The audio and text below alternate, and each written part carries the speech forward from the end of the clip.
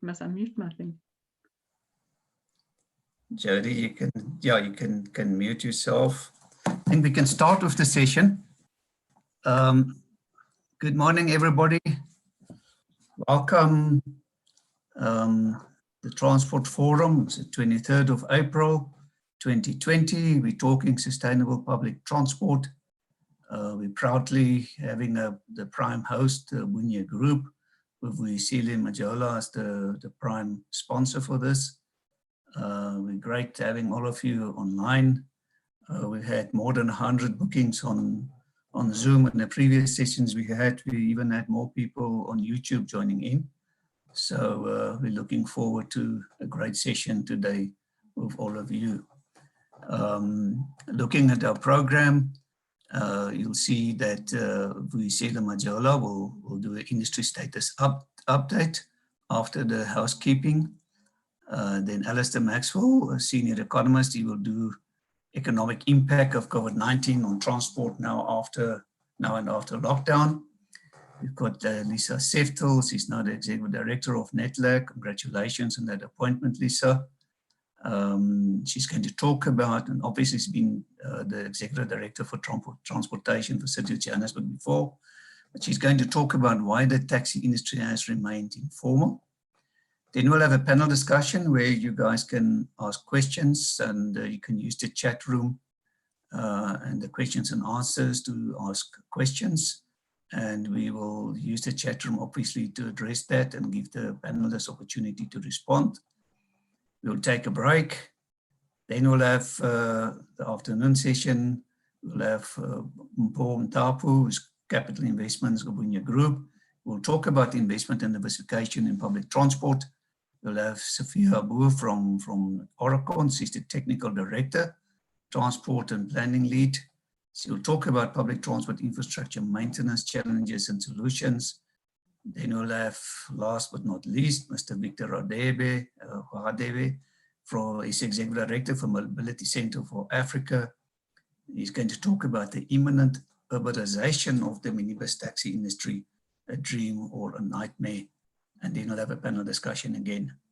So it's a full program and great presenters, panelists, and we really appreciate your time in joining in.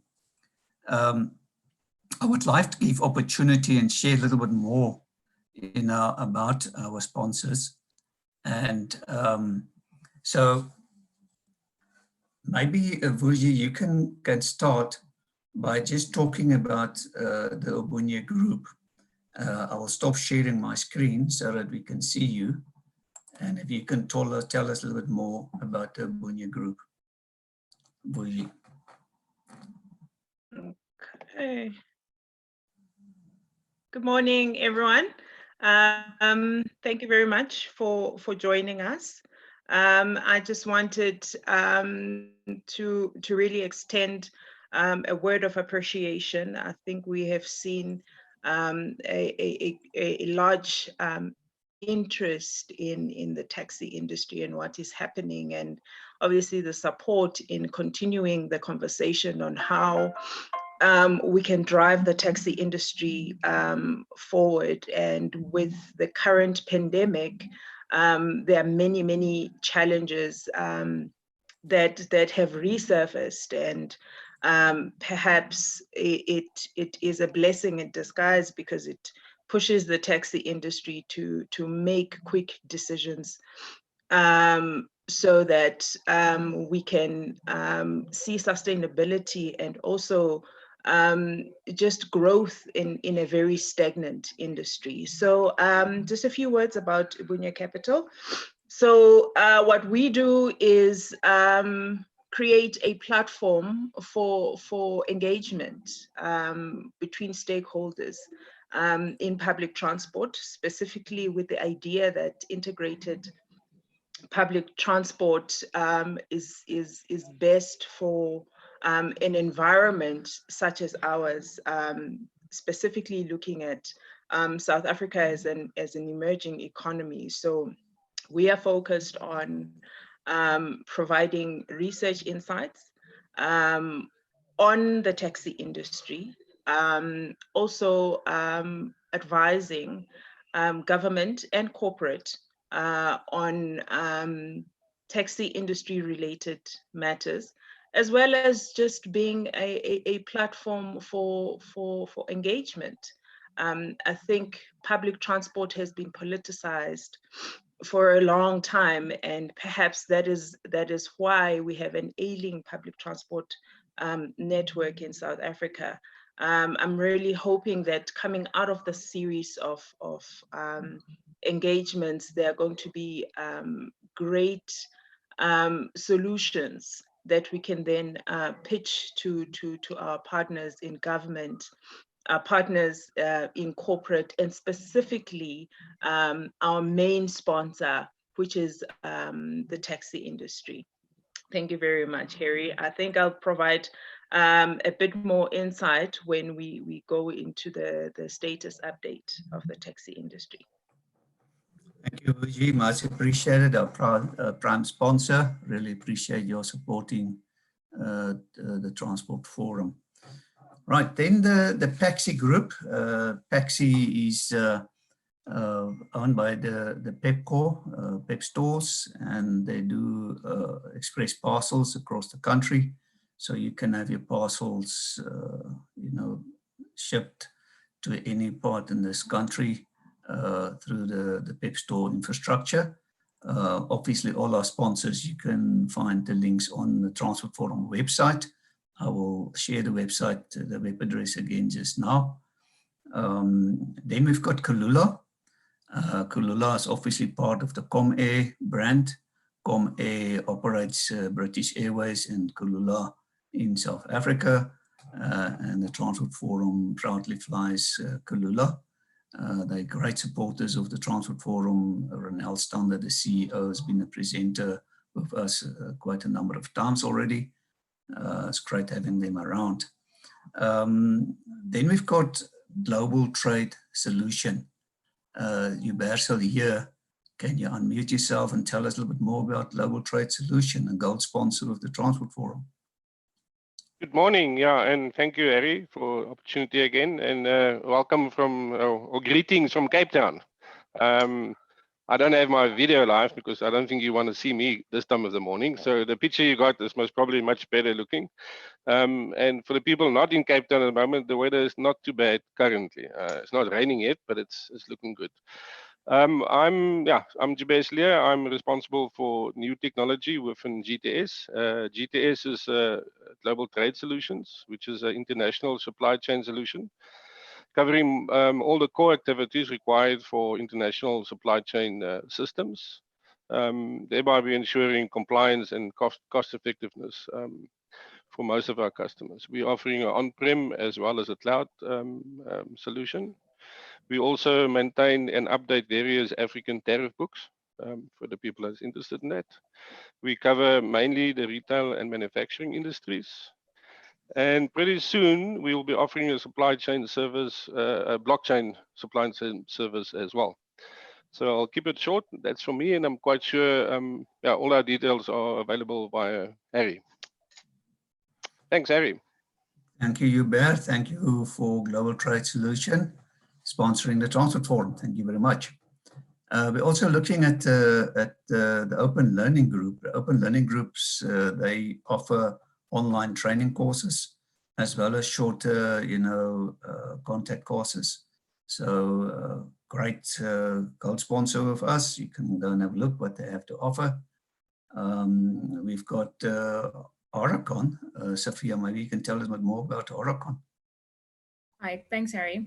I can just work out how to switch my video on. Okay. Hi. So Oricon is a multidisciplinary engineering firm that we specialize in a range of basically all forms of engineering. Our specialists are in energy resources manufacturing, the land and built environment, water, transport, and we also have an advisory offering that we look at, focus on any advisory work in relation to the infrastructure and built environment space. So we're one of the biggest consulting firms in the country, where we've got offices based in Cape Town and a really big office in Pretoria, but we've also got almost project offices and satellite offices throughout the country.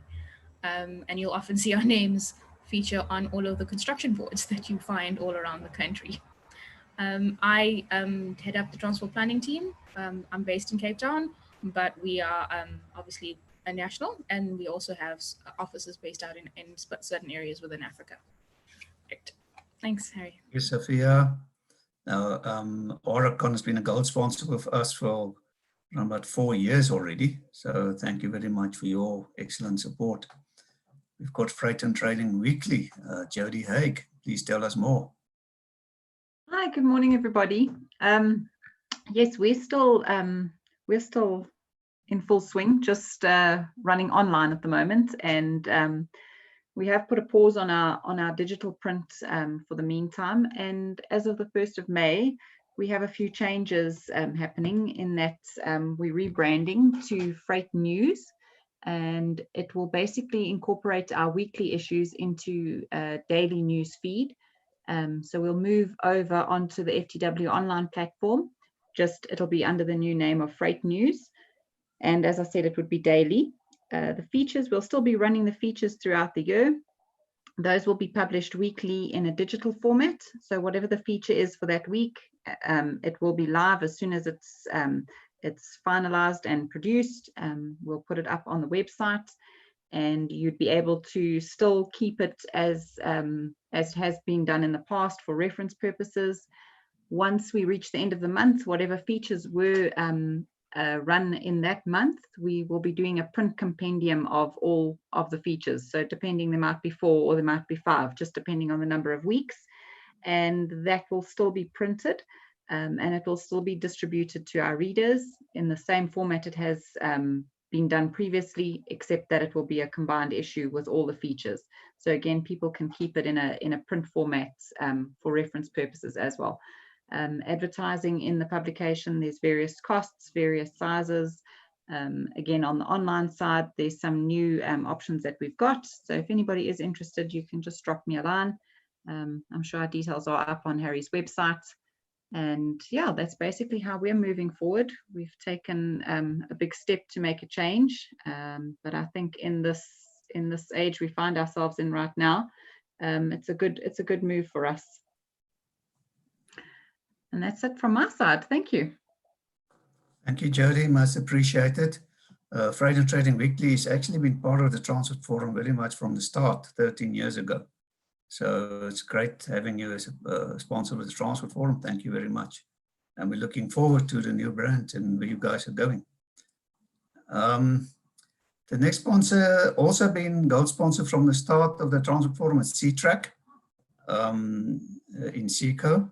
They been, as I said, from the start of the Transport Forum, been part of this. Nick Flock and his team in the DigiCore, later been acquired by Inseco. It's all about fleet management and making your assets visible, crucial for your organization, and safety, cab cameras, and so on. So making your assets visible. Go and have a look at C-Track on our website, and you will see what that's all about. We've got Railways Africa magazine. It's all about rail infrastructure news. So Freight and Trading Weekly is freight and logistics news, where Railways Africa is all about Africa rail and infrastructure related news. So it's very relevant.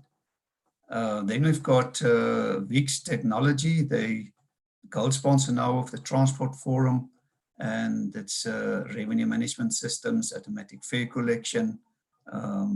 They international company, and they all the big centers in South Africa. They're doing the automatic fare collection for public transport systems. So they gold sponsor now the Transport Forum as well. We're very proud having them on board. And then University of Johannesburg, they've been part from the start. The Institute for Transport and Logistics Studies, and Prof. Jackie Walters from them has actually been supporting me all these years. Great being part of the directorate as well. So that is our sponsors, and we really appreciate the sponsorship. I would like to bring back this again. So there is the Transport Forum's website. You can use this website to download presentations, to see the pictures taken at events, all the links you need, and so on. So the presentation presented today should be available, from tomorrow. I'm quite convinced tomorrow, this afternoon already. You can download them. You need to log in as a user at the website to access the presentations. So you type in username and password. Should you not have a username and password yet, then you select sign up, and then the user menu, you create your own little profile, and you can log in. And so you go to the Transport Forum's website, you go to downloads, and that should give you then a little search engine. Okay, they're telling me they can't see my screen. Let me just try and, apologies for that.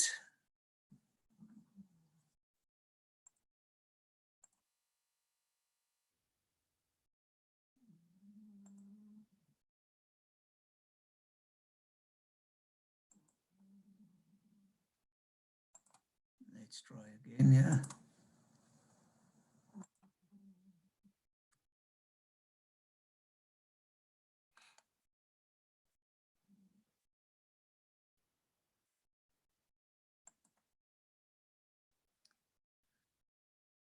All right, so there's the website, transportsig.com. There's the user login that you need to log in, and the user menu, there's a sign up option to create your own profile or your own account should you not have one yet. It's all complimentary. Then you go to the Transport Forum's website, you go to events, you go to downloads, and that will give you your search engine. You can type in, for example, a person's surname, and it will give you all the presentations presented by that person over the past 13 years, for example. Or you can go to category and you can select today's date, and you can download the presentations presented at today's presentation. I just want to mention as well that we've got the business directory. It's growing quite rapidly. We're very excited about this. So get your company listed in the Transport Forum business directory. You can go on the Transport Forum's website, click on the business directory, and you will see how popular the companies are and how many hits they have. The Transport Forum business directory is administered by Boleng Bontle Consultant, Olga Mashilu and her team. Take a picture of the screen of your phone. You'll see a number there, her email, all the revenue, and it only costing you 450 rands per annum to be listed, and all the revenue is going to Boleng Bontle Consultant, helping them also as a small BU company. So that is our introductory things. So just a little bit quickly about the chat room and the YouTube. The people following on YouTube can text questions. We will monitor that. So when we get to the panel discussion, we will try and address the questions. We've got Mr. Paul Oppel. He supports us technically. He's from a company, Event Streaming, and you can contact me. Paul, maybe you can rename yourself and put your mobile number there that they can see your mobile number. And for event streaming and hosting, like this Zoom sessions and so on, I really recommend that you use Paul. He's supporting the Transport Forum as well.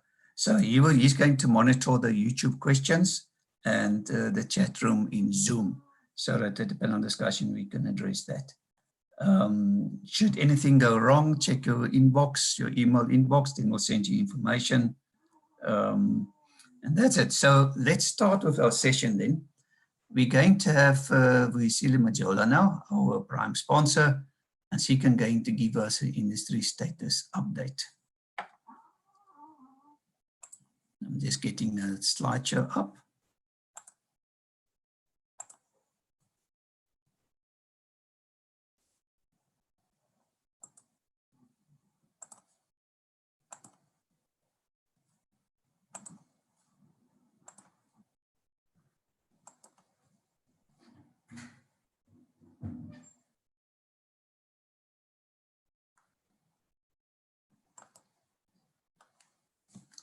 There you go. And Buji, can you unmute yourself and you can do your presentation? Thank you very much.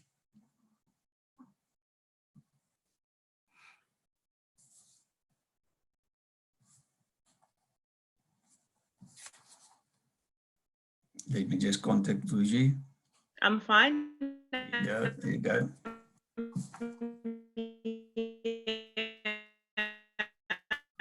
Move to the next slide.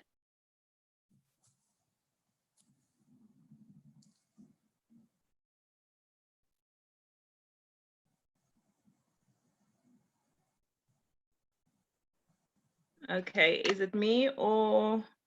Buji, we can hear you. You can hear me? Yes. Just a moment. I'm not sure what's happening with the slide. It's not coming through. Was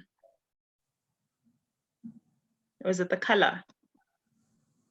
I don't know how it's supposed to look, Buji, so I wouldn't say. I can't say. Can we go back just before the Maybe slide? can you share your screen around the slides from your PC, Miss, perhaps? Okay. Vui, I can see your screen perfectly. You can. No, that Yes. was the screen, it was my screen. So Vuji, go to the bottom and click on share screen and then select your own slideshow. Run your PowerPoint.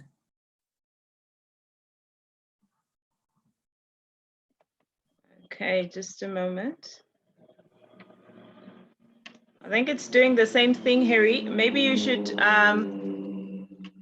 share. I'm not sure what's going on my side, but you can share the screen from your side. I'll just talk to it. Okay, let me try again. Can you see the screen?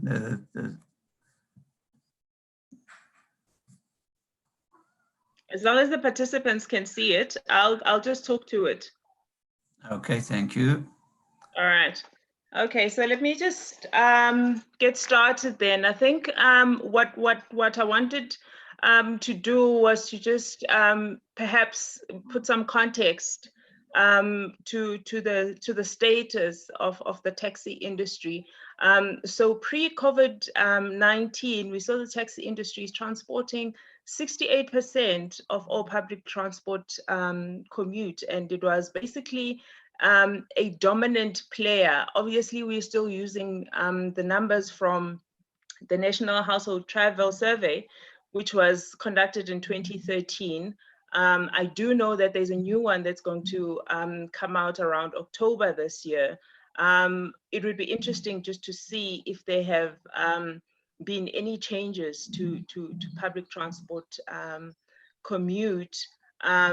The taxi industry pre-COVID-19 had one revenue stream for about 90% of its participants.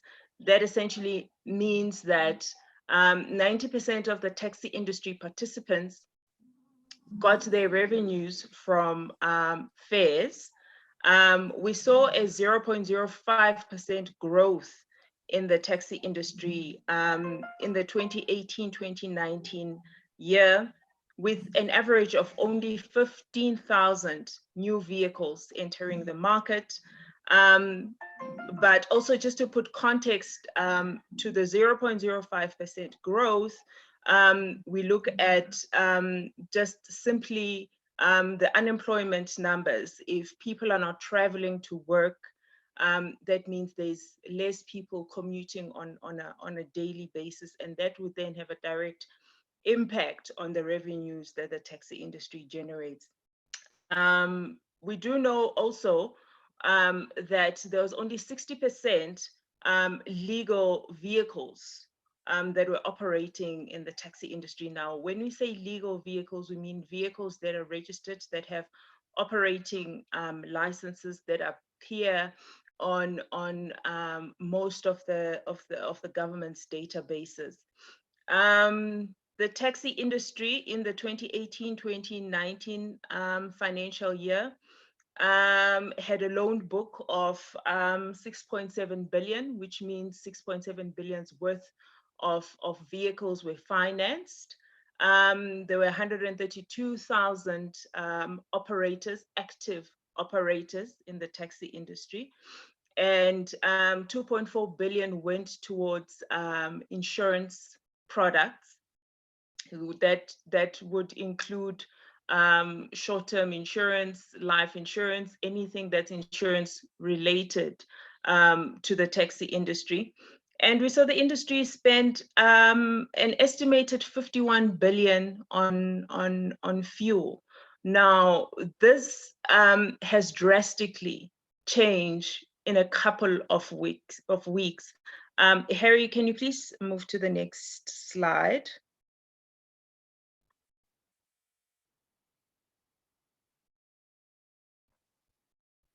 Thank you, Harry.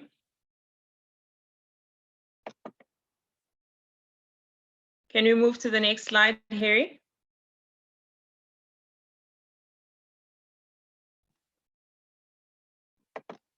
Okay, so what we've seen with this pandemic is government recognizing both structures in the taxi industry. Now, the taxi industry has always, since 2001, had one representative body, which was SANTACO. And as of recent, we saw the Minister of Transport acknowledging the existence of the National Taxi Alliance, which was perhaps a very forward-thinking move in the taxi industry, because it then said a lot more taxi operators felt recognized by the Department of Transport. The industry had to reduce its carrying capacity by 70%. And we saw 25 billion economic revenue lost. Now, when we say economic revenue, we are not just talking about the fare revenue, but we are considering all aspects of revenue that are generated in the taxi industry, in the rank economy, in industries that directly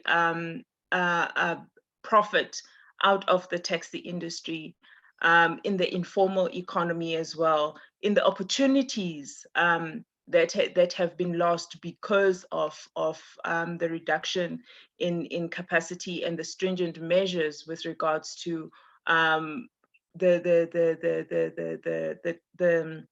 different times that the taxi industry can operate. Across the taxi industry value chain, we are estimating a 30% revenue loss. That would include financial services, specifically financiers and insurance, as well as other value chain players, such as your mechanics, your tire industry. We are estimating a 30% revenue loss across the value chain. What was interesting is that looking at the public transport landscape, we saw the taxi industry take up 80% of the public transport market share, obviously because other modes of transport are not operating and they do not have the agility and the access that the taxi industry has. Still, with that 80% increase in market share, we are estimating 120,000 job losses in the taxi industry. Now, people would say that, how do you estimate that? Because we don't have a repository or data that assists us in knowing exactly the employee of the taxi industry. Now, as Ubunye, we have access to data that tells us that the industry employs an estimated 300,000 taxi drivers. And these taxi drivers are at risk of losing their jobs because the operators cannot afford to pay their salaries, as well as the number of trips has been reduced drastically. Now, the biggest impact of all is that we are going to see a redesign and a rethinking of mobility. We going to see integrated public transport being remapped in the South African context. What that means, I'm hoping that this conversation is going to shed some light with regards to what the rethinking or the redesign of mobility going forward is going to be. Can we move to the next slide, Harry?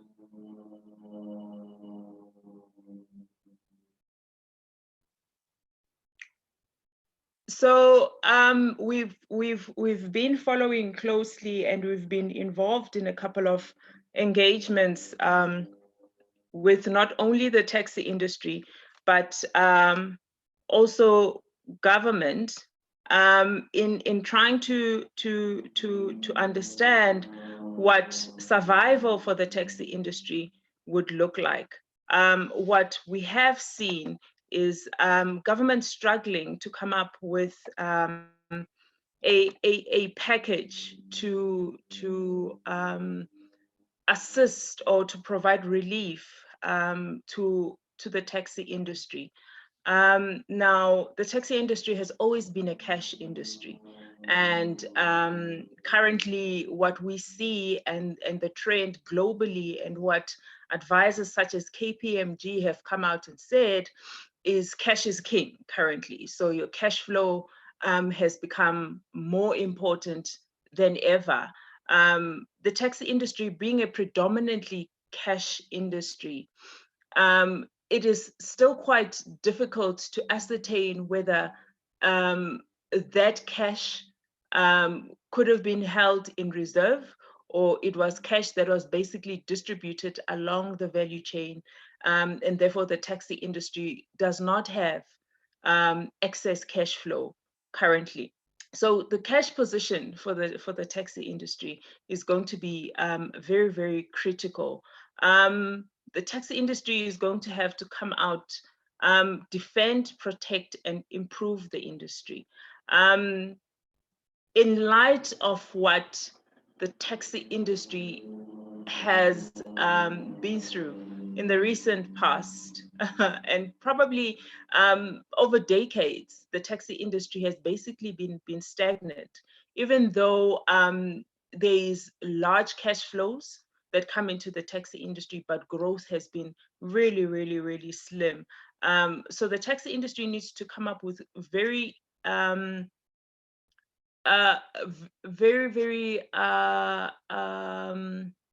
what's the right word for it? Innovative ways to defend the taxi industry. One, as the predominant public transport carrier, to protect the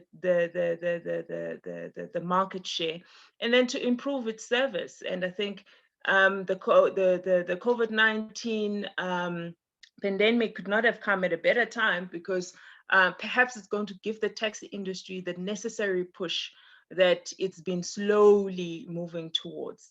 Thirdly, it's stakeholder management. There's a lot of interrogation that needs to be done to the actual industry structure. We do know that Santaco, both Santaco and the NTA are representative bodies of SMMEs, and these SMMEs run their own businesses. They affiliate to Santaco and NTA and pay membership fees. So the structure of the taxi industry is going to have to be interrogated. the structure of operating in the taxi industry needs to be interrogated. Are we still going to see sole traders? Are we going to move towards VOCs?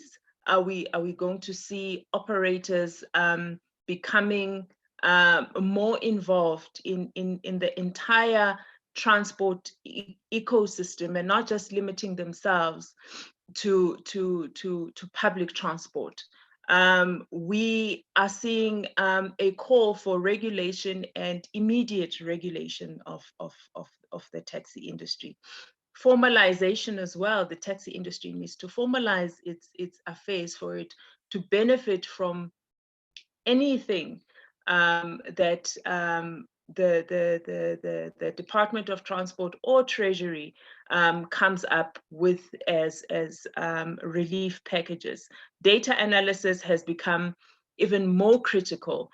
So as a Dunya Group, we've been running a few research studies since the beginning of lockdown, and the data that we are getting from the taxi industry is quite interesting, and it all speaks to how do we facilitate formalization, regulation, improve communication between the 133,000 taxi operators. The use of technology, now more than ever, the taxi industry is being pushed to find technologies that can take the industry and enable it to provide not only a better service, but to also run efficiently. And basically, this means that there needs to be a new game plan if the taxi industry needs to survive. It cannot be business as usual. It cannot be making our own rules and deciding who does what when. There definitely needs to be regulation and formalization for the taxi industry to survive. Can we move to the next slide, please?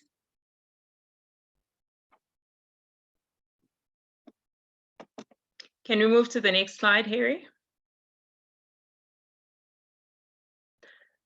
So I think the overall objective of this conversation is for us to see what sustainability means in public transport with a specific zoom lens on the taxi industry.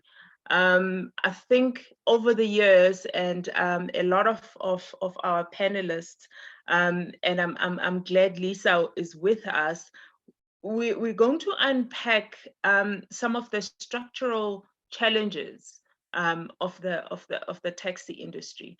And if the industry is to sustain itself, if the industry is to see growth that moves to even double digits, if the industry is to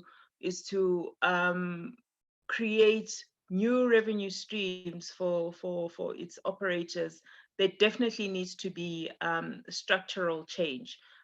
Change with regards to employment. The second one, the entity itself. If you are a taxi operator, if you are an association representing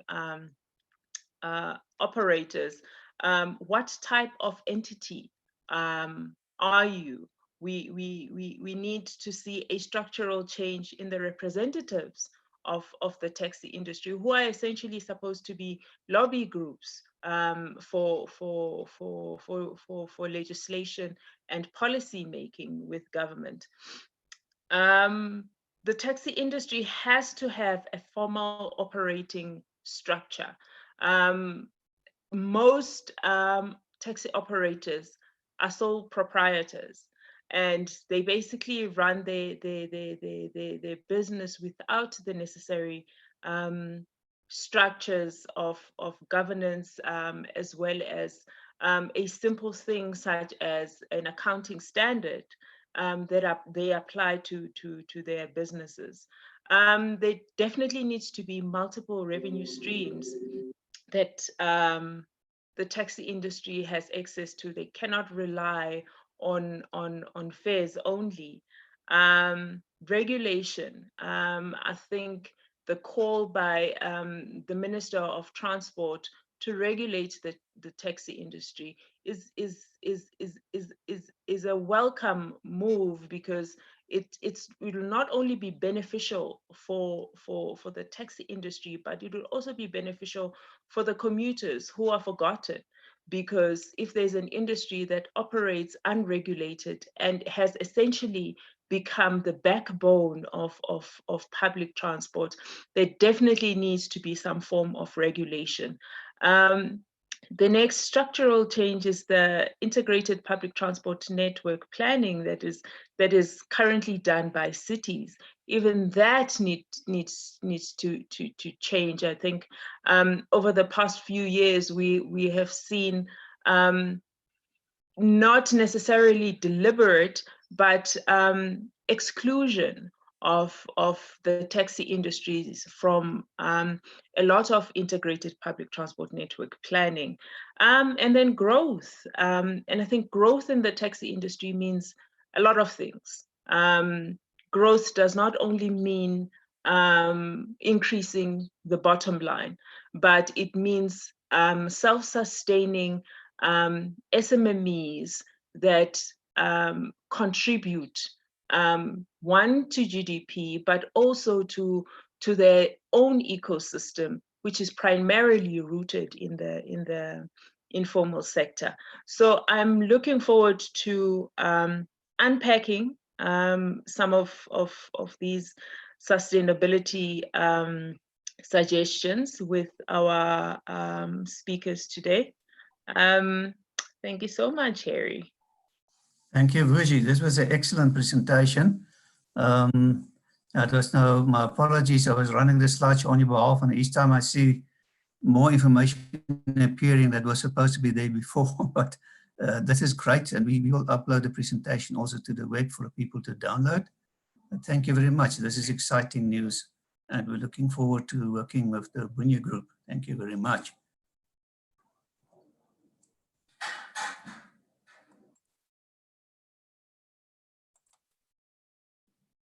Right, let me just get our program up.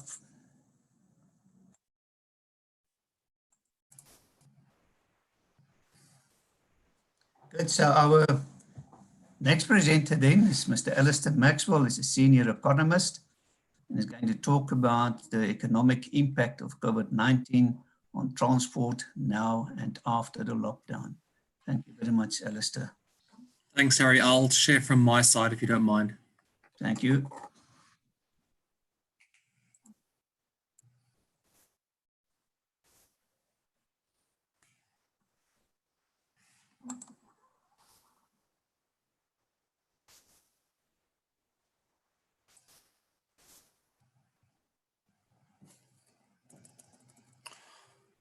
Is everything showing up there?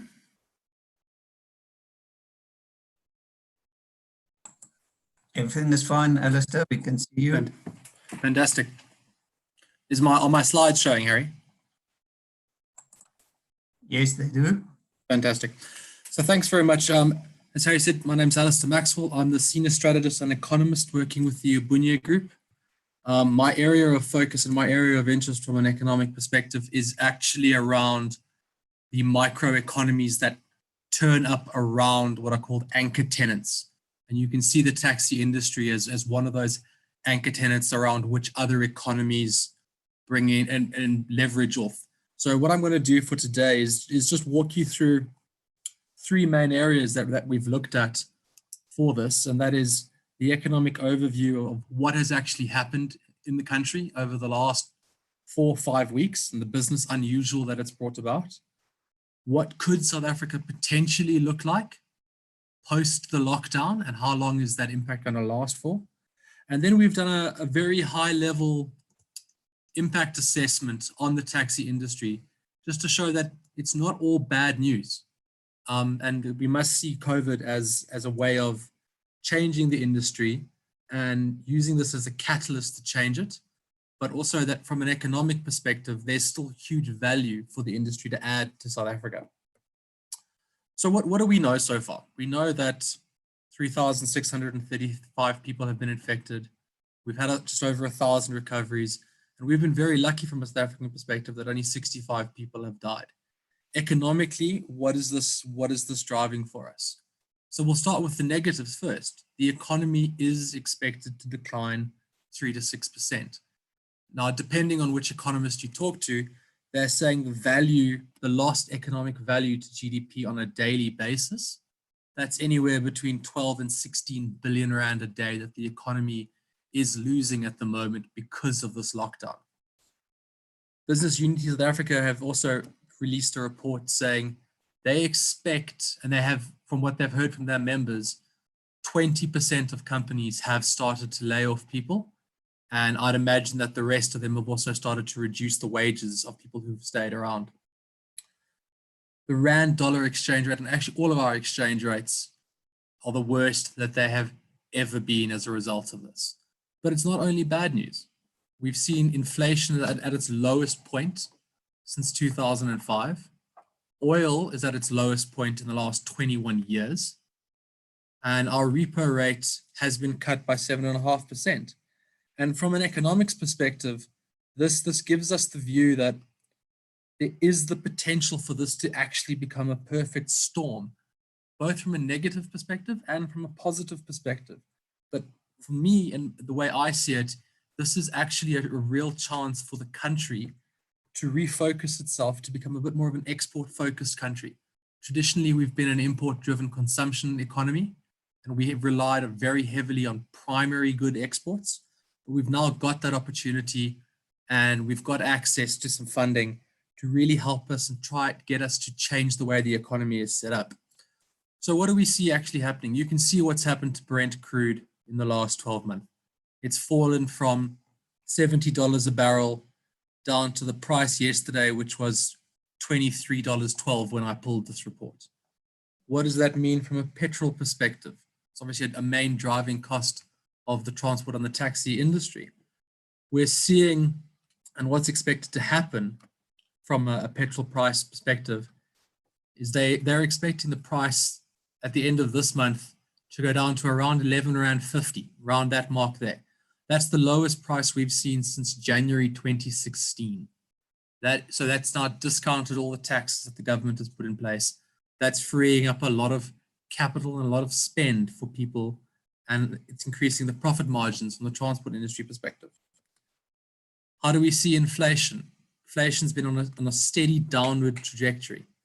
So that means that we're not getting that much pressure from a price perspective, but at the same time, we're starting to see the exchange rate move in the wrong direction from a South African perspective.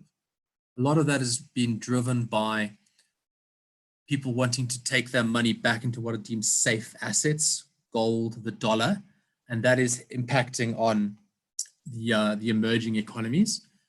But it's also just a sign of the times. There's a lack of confidence at the moment. Nobody really knows what's going on. So they're reacting on the smallest amount of news that's there. What do we then see from a GDP growth perspective? Now, this is the last official report that Statistics South Africa had put out.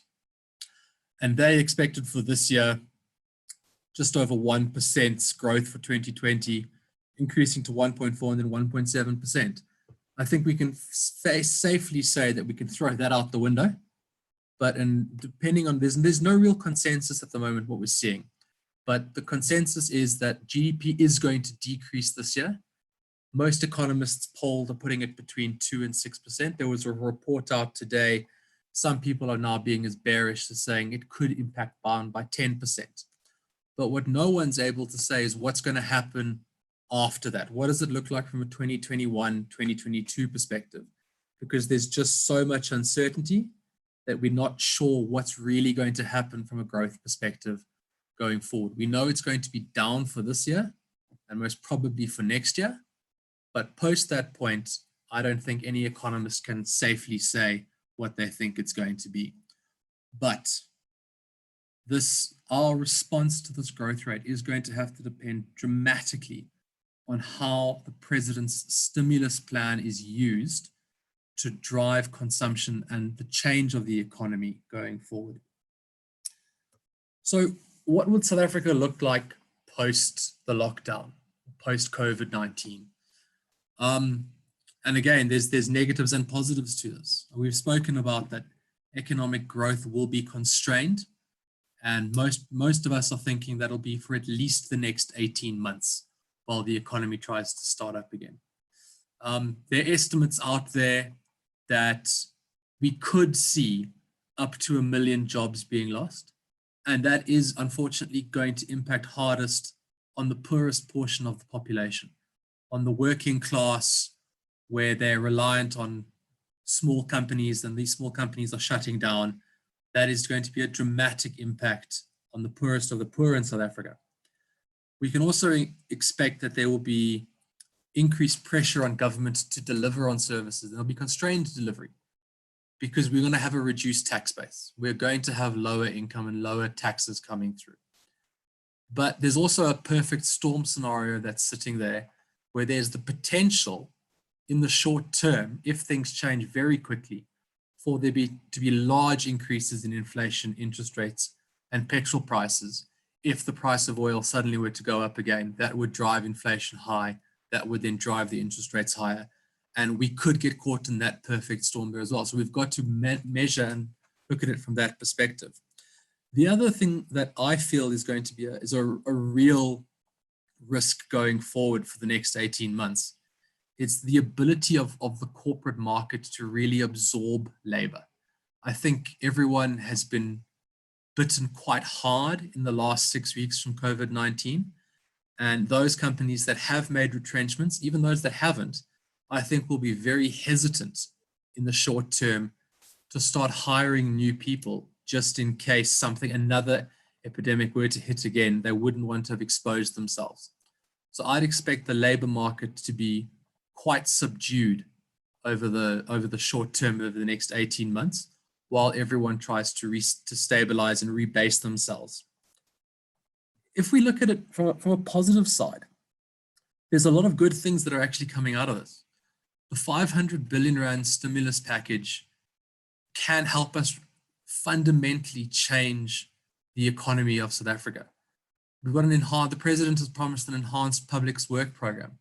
That's going to do two things in my mind. It's going to help drive employment, or as the government likes to put them, work opportunities, to get people some form of income over the period of time. But it is also a chance for it to help address the apartheid spatial planning that our economy is in. You hear everyone on the news talk about the structure of the South African economy. This is one of the fundamental things that's driven that, is our spatial planning within the country is not set up to really help and drive inclusive economic growth. I'm hoping that this enhanced public work program drives that and enhances economies outside of the traditional areas to uplift the economy from a broad-based perspective. We've spoken about the petrol price. It's expected to decline to 11.58 rand. That's the latest predictions coming out of the AA. And they expect that to be relatively stable for the next 6 months. They're not expecting there to be much increases, provided that the exchange rate stays reasonably consistent. There's expected to be at least another 1% cut in the repo rate, dropping it down to 6.5% by November. That'll hopefully free up a lot more cash in the real economy, take some strain off people from a costs perspective. But I think that this is also an opportunity to diversify the economy. New industries and economic players could be created from these events. We're going to hear a talk later on about the Uberization of the taxi industry. And I think COVID-19 is one of those driving factors that could push the industry to get to that point a lot faster than it was probably going to go initially. But there's also the opportunity now, because we're in a situation where the economy is going to be depressed for a while, that need and that necessity to earn money will drive innovation locally. So I expect there to be lots of different businesses popping up out of this, absorbing some labor and changing the way of working.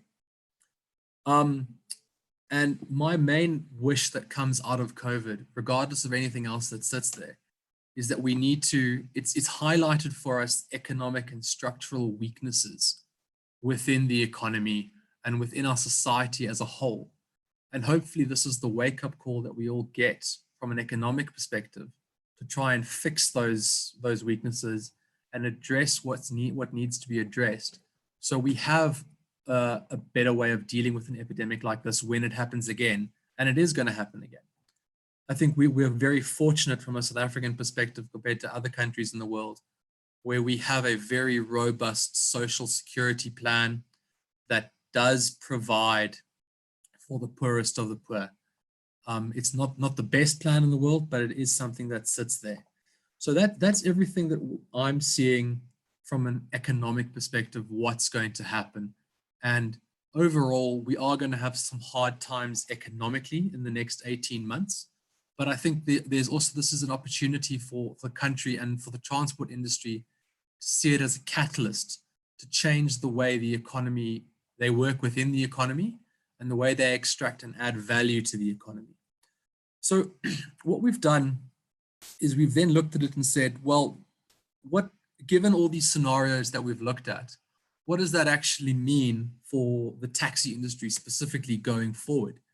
If we're assuming that the petrol price is going down to where it is, jobs are going to be sitting in the working class, that's obviously then got an impact on the number of fares that taxis are driving around. There might also be enforced government regulations to say that taxis can only operate at 70% occupancy.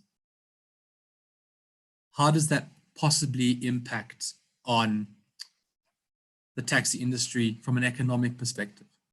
So what are we seeing? We're seeing that over the next year, just for the rest of this year, there'll be between 2 or 3 billion rand less in fuel costs for the year. In addition to that, there'll be at least 46 million rand less of loan repayments that have to be made just in terms of the reduced premium on the loans that are out there for financed taxis. What does that look like from a revenue perspective? Yes, we're going to have less people sitting in taxis. There might be less total fares. So we've run some scenarios around this, and we're expecting that from a revenue perspective, there will be a reduction of about 100 million to 200 million rand a month in the industry. Now, what we've done here is we've assumed prices stay constant. There aren't fare changes, but that we are going to see a lot less volume of people coming through the taxi industry once the COVID has ended, purely just driven by the number of people that could be out of work. But overall, that's not a bad thing for the taxi industry. The main cost driver that sits within the industry is obviously the price of petrol. So what we're seeing is, even if we were to reduce the fare rates and reduce the number of trips that are sitting there, we'd expect that on a per taxi basis, we could be looking at between 200 and 800 rand off a vehicle, better off than the scenario we were in prior to COVID-19 coming through. So it's not all doom and gloom from a COVID-19 perspective. There's a lot more value and a lot more economic value that can be added, but the taxi industry itself can look at this as an opportunity where there is a real chance for them to add more economic value into the organization. And the industry will have to then start to look at this and think where they need to be, given that on a net perspective, we're estimating that the taxis will be better off.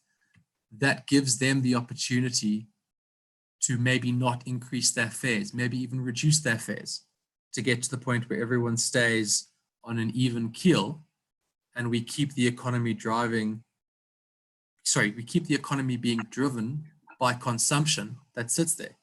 So that's what we're seeing from an economic perspective. And I look forward to your questions when we get to the panel discussion. Thanks very much.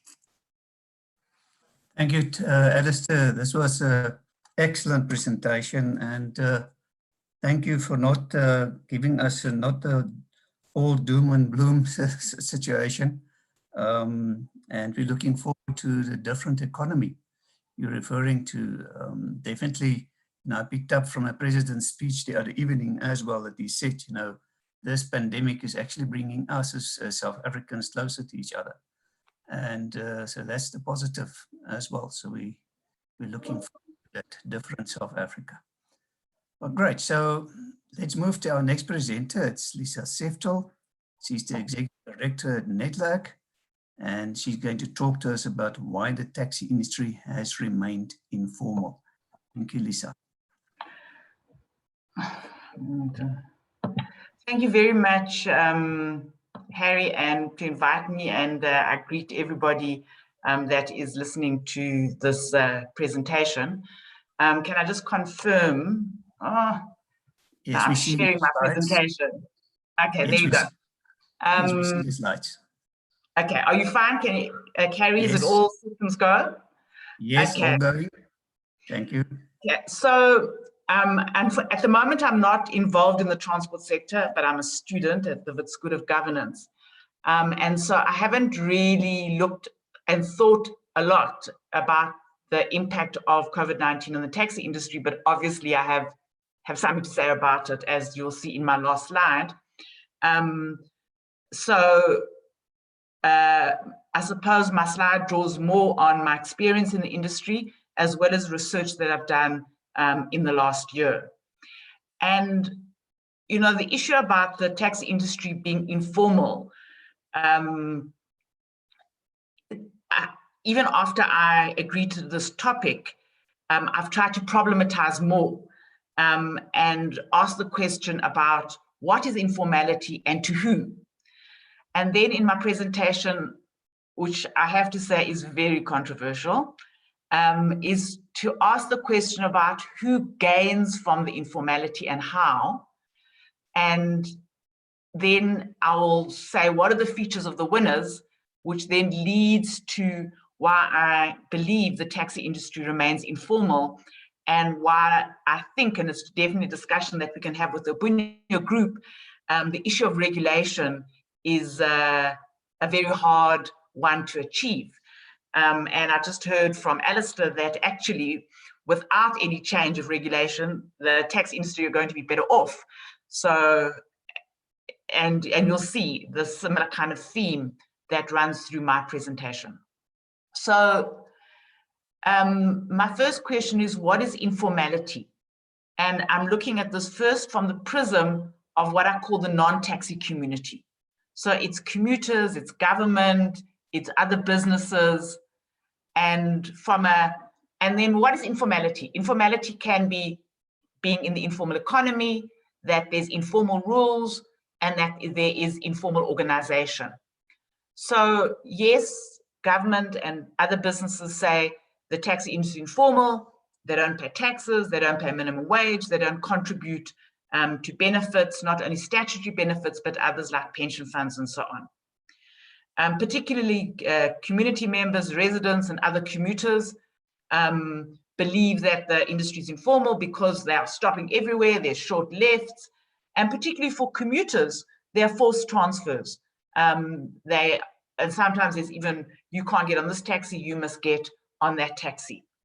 And then similarly at the level of organization, we don't see companies, we don't see formal entities, instead you see associations. And the taxi industry historically, from the non-taxi community, is seen as being mafia-driven, as being full of criminals, and so on. So that's the one perspective.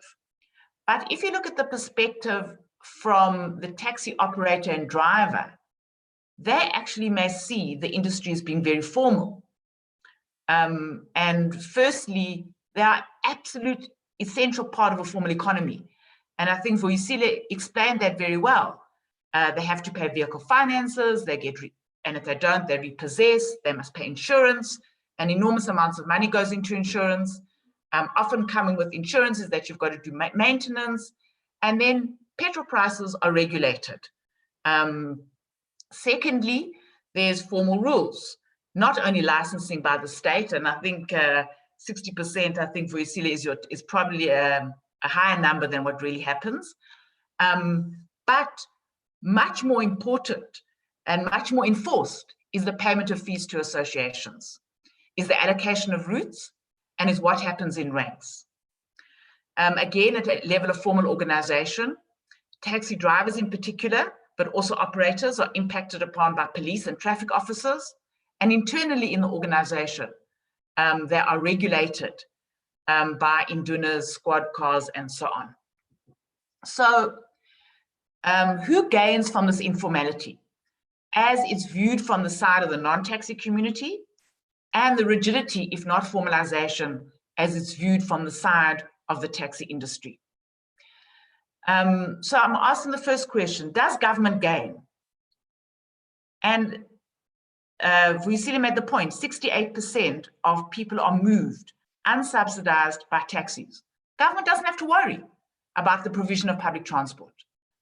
All of a sudden now with COVID-19, the Minister of Transport is in a bit of a spin because it's not safe, and how do you make it safe? It is also government gains because cash, as I think somebody also said, it's a significant source of cash and income that goes into poor communities. When you look at the issue of local economic development, I'm fairly sure that in townships, the biggest source of revenue which stays in a community is that coming from the taxi industry. Business and operational risks are transferred to drivers, and this might even be a greater benefit than the loss of tax revenue. Law enforcement costs are reduced. Taxi squad cars do the work of traffic officers, and a lot of government officials gain through bribes and kickbacks. In what sense does government not gain? There's a lack of tax revenue, yes. More significantly, there's externalities in respect of road safety and road accidents. And particularly cities lose out on commuter productivity, the long travel times and the congestion that happens with minibus taxi vehicles. Then I asked, do business gain? And I put in brackets the dealers, because in some of my interviews with the minibus taxi industry earlier this year, that's how they're perceived, that they make deals, but not necessarily in the best interest of the taxi operator, but often in their own best interest. So vehicle manufacturers, Toyota in particular, has gained enormously. Now, there's been a practice for many years in the industry by the manufacturers that say, we will give a debenture.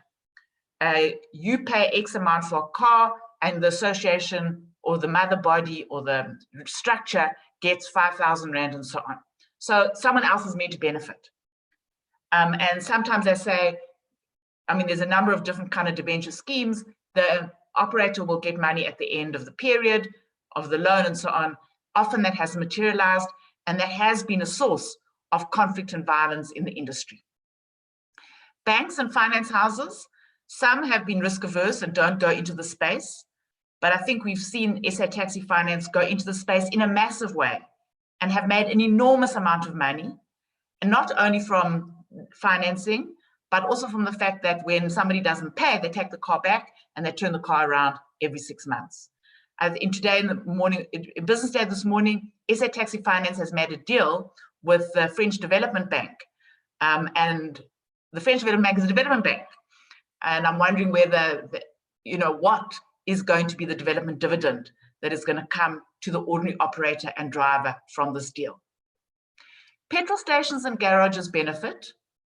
A lot of people talk about the value chain of the minibus taxi industry and that they can own petrol stations. Some do successfully, but again, in my research, many do not manage to run them successfully for a significant period of time. And then there are the taxi holding companies. They're called the business wings of Santaco.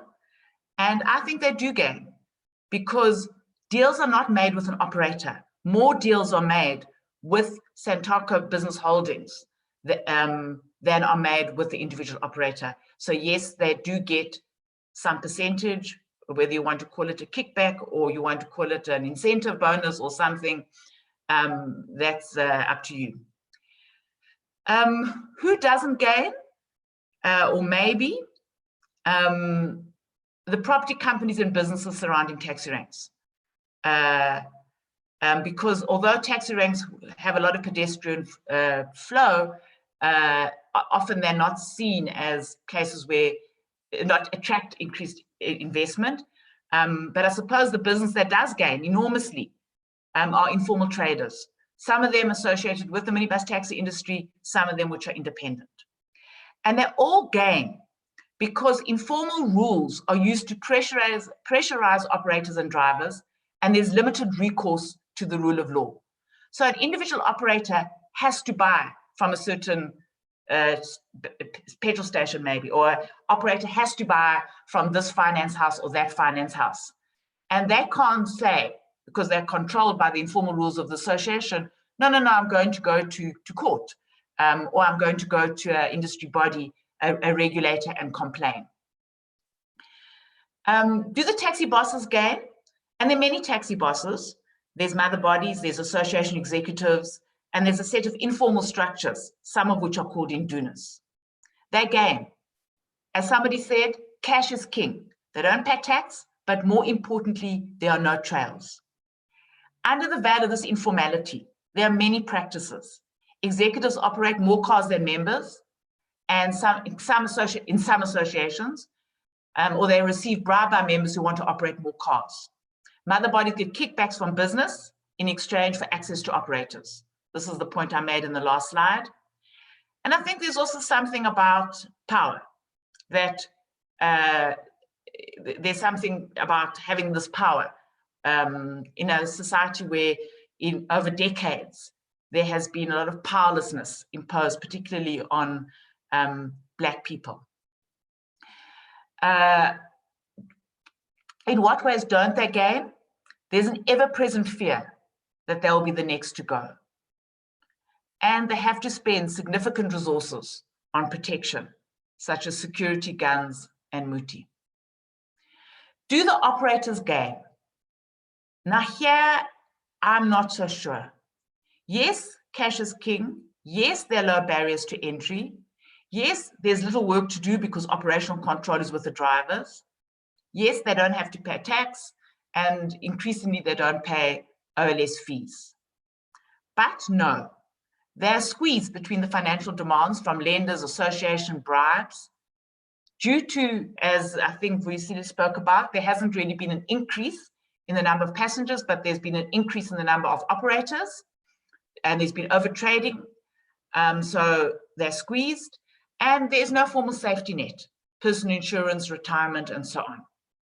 Often they have to make significant payments to executives of associations for ranking fees, joining fees, membership fees, and similar. For those that want to be entrepreneurial, there is very little scope for individual entrepreneurship within the industry. Again, because they don't pay taxes, it's difficult to get access to government support. Associations control issues like integrated ticketing. They can't make an individual deal to put Wi-Fi on their taxis and so on. And I think I've made the last point already. Do the drivers gain? Again, some drivers do gain. Low barriers to entry, little education. Some of them they don't need driving experience, sometimes not even the relevant permits. And they make high levels of operational decisions, often at the expense of passengers and other road users. But it's not a situation where they make operational decisions and they're supported. There's a lot of fear, and this is where, on the balance of it, I'm not sure they gain. They fear due to the lack of income and job security. What I see happening with COVID-19 is that some will lose their jobs, but most will just be squeezed and will continue operating long hours with less money. And there'll be less opportunity for floating and individual other ways of making money. Fear of death, not only from violence, but also from road accidents. Poor incomes and working conditions include very long hours, no worker rights, no safety net, and the fact that often the burden falls on them to pay for the coats to law enforcement and others. Do commuters and residents gain? And this is, I think, an issue which is probably not adequately explored. But some of the household survey information shows that in South Africa, we don't have a problem of public transport being inaccessible. It is there, whether it is affordable and whether it takes you safely and on the most convenient route is another question. The other thing is that for communities in townships and villages, it's a source of cash in times of trouble where no questions will be asked. And as I indicated earlier on, communities benefit because cash from taxi industry remains more or less in local communities. How do they not gain? As I've said earlier on, high travel costs, no mechanism for government to subsidize, and lack of road or criminal safety, lack of road safety or criminal safety, and then the long travel times, long waiting times, routes not direct, multiple taxis for a single trip. So if we do that analysis, there are winners here: formal government, formal business, formal and informal bosses. How do they win? They accumulate capital. The costs of law enforcement are reduced, and they become part of an informal political economic system. That informality is often accompanied by clientelism and violence, which has become integral to the ongoing functioning of the minibus taxi industry. So I suppose I'm saying that the way the taxi industry started, the way it's evolved, and the way it is currently, there's greater benefit for it to remain informal. There are more incentives for it to remain informal for those that are in power than for it to become formalized. So, and then I think, because I said in the beginning that I've tried to problematize this notion of informality. The more important question is, what would work best for commuters, drivers, and operators, formality or informality? And I don't know the answer to this, particularly in the context of the new world of COVID-19. But I'm not sure associations per se are a bad thing. And in the research that I've done, the democratization in the early 2000s was one of the most welcomed and significant initiatives in reducing violence and more fairly distributing incomes to members within associations. What the democratization involved is that the government said, you've all got to abide by standard model standard constitution, which required that you couldn't just have taxi bosses that were unelected and lived and were in power forever. There had to be some rotation of leadership and some elections. The second point I make is that the missionaries of formalization, those that push for it the hardest, often have other agendas. And I'm reminded of this quote on the right-hand side, which I believe is attributed to Bishop Desmond Tutu. When the missionaries came to Africa, they had the Bible and we had the land. They said, let's close our eyes and pray. When we opened them, we had the Bible and they had the land. And then, and this is something which is also controversial and is something new, that on the back of informalization and violence, there's increasing concentration of capital in the hands of fewer people. There is an increasing alliance between financiers, taxi bosses, and I can't prove it, but it's possible because we've seen this in other sectors of our society, possible elements of the state, which is squeezing operators and drivers and reducing safety and affordability consumers. I think that's my last slide. Thanks, Harry. Thank you so much, Lisa.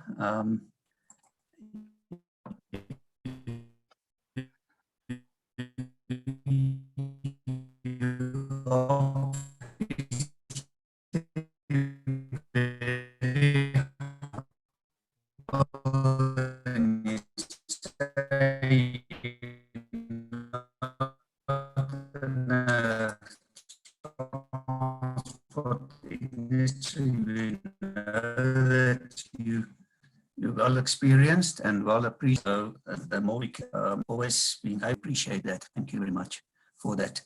Into the panel discussion now. We're doing good on time. So we're going to look at questions and answers.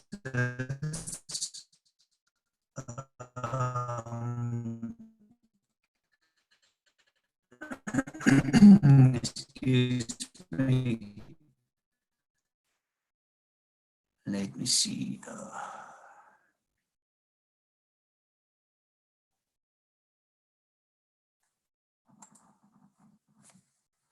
Okay, there was a question by Mikhail Manuel, and I see Vuji already answered that. And Alistair, expand on the 120K job losses rationale, not pay wages to drivers, but a day. The driver's salary is their profit from the days. If some of you want to elaborate on this, perhaps.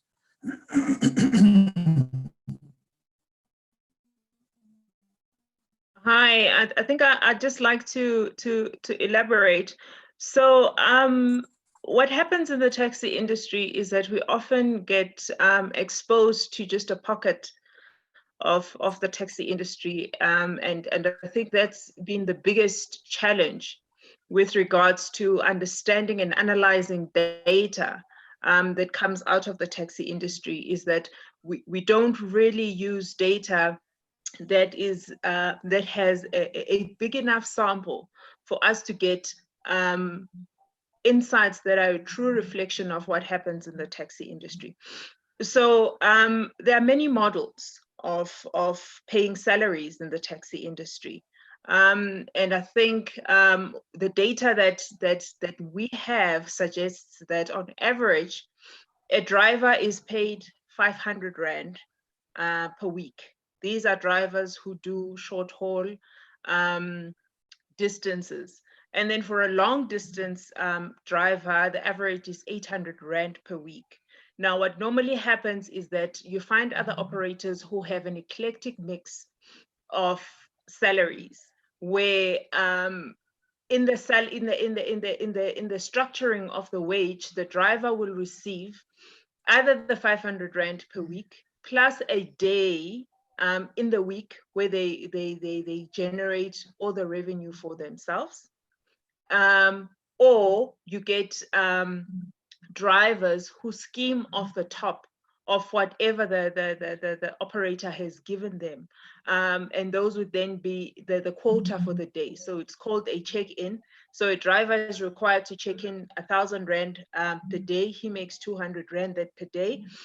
1,200 Rand, he'll keep that 200 Rand as sock money for himself. That would then be, in inverted commas, a commission that he gets for himself. So it's quite critical that when we are analyzing the employment in the taxi industry, we try and get a true reflection of what happens across the board. So we cannot just have a blanket statement that says the taxi industry does not pay wages, drivers lease vehicles from the operators. We do know that the employment of the driver needs to be formalized. The driver needs to get a basic wage, but a lot needs to happen in the operator's business model to allow him to be able to pay a minimum wage to the driver. Thank you. Thank you, Vuji. I see there's a question from Tony Huggett. How do you see the defense of the taxi industry in relation to the economic and environmental drivers towards the restoration and increase of the share of public transport on a rail?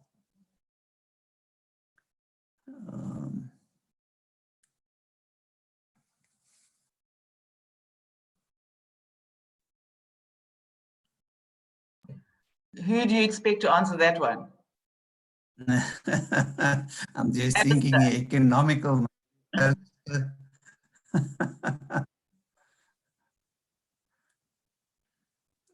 Okay, Tony, we will come back to you on that one. If I can ask, okay, let me just ask Paul Oppel. Paul, are there any questions on YouTube? No, nothing has come through yet. So we're still good on YouTube. Okay, thank you. Maybe I can ask a question to our panelists. The mode balance, remote share we see today in terms of BRT and rail and so on. How do you guys see the future? Maybe Lisa, if you can start it from your experience. To be honest, Harry, you're not very clear. So if I understand your question, it is, how do I see the minibus taxi industry share in relationship to other modes? Is that your question? Correct. And the future of BRT, for example. Okay. Well, I have two thoughts about it, but it'll be also interesting to hear from others. I think that the minibus taxi industry is going to stay and continue to be that significant market share. I think that in the context of the crisis of COVID-19, infrastructure investment to new forms of public transport is unlikely to be prioritized. I think that the opportunity for the minibus taxi industry in post-COVID-19, I think is a little bit what Fusile was saying earlier on, is how do they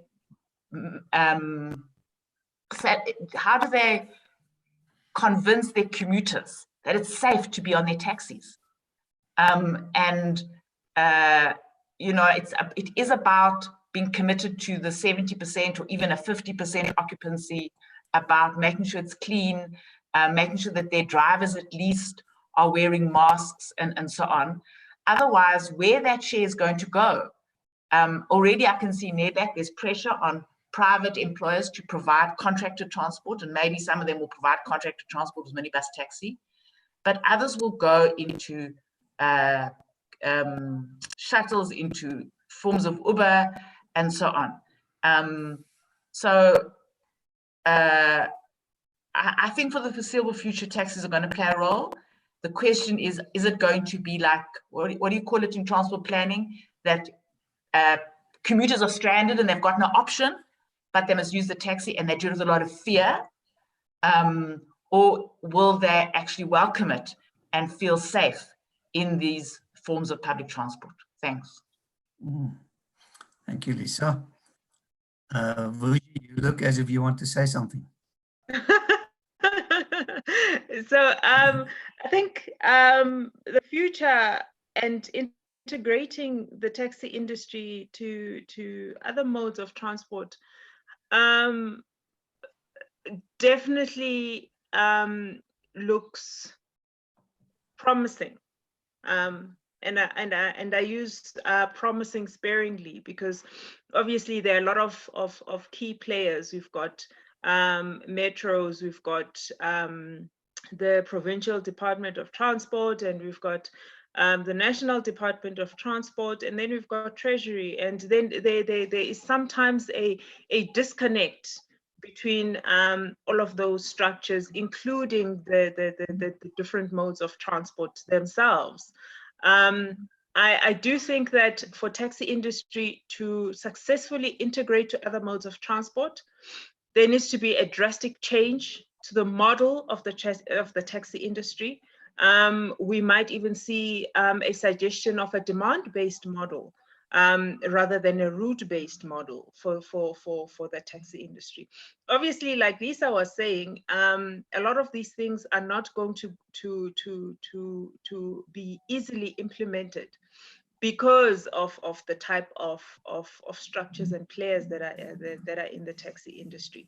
With regards to BRT, I think Lisa and myself and some other city officials would have to set up an entire forum to discuss BRT and how the taxi industry could have been the option rather than the BRT. So I definitely do see an integrated public transport network that is going to be inclusive of the taxi industry, but it's not going to be inclusive of the taxi industry in its current form.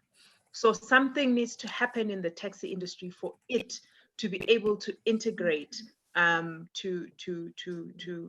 the other modes of transport. Yeah.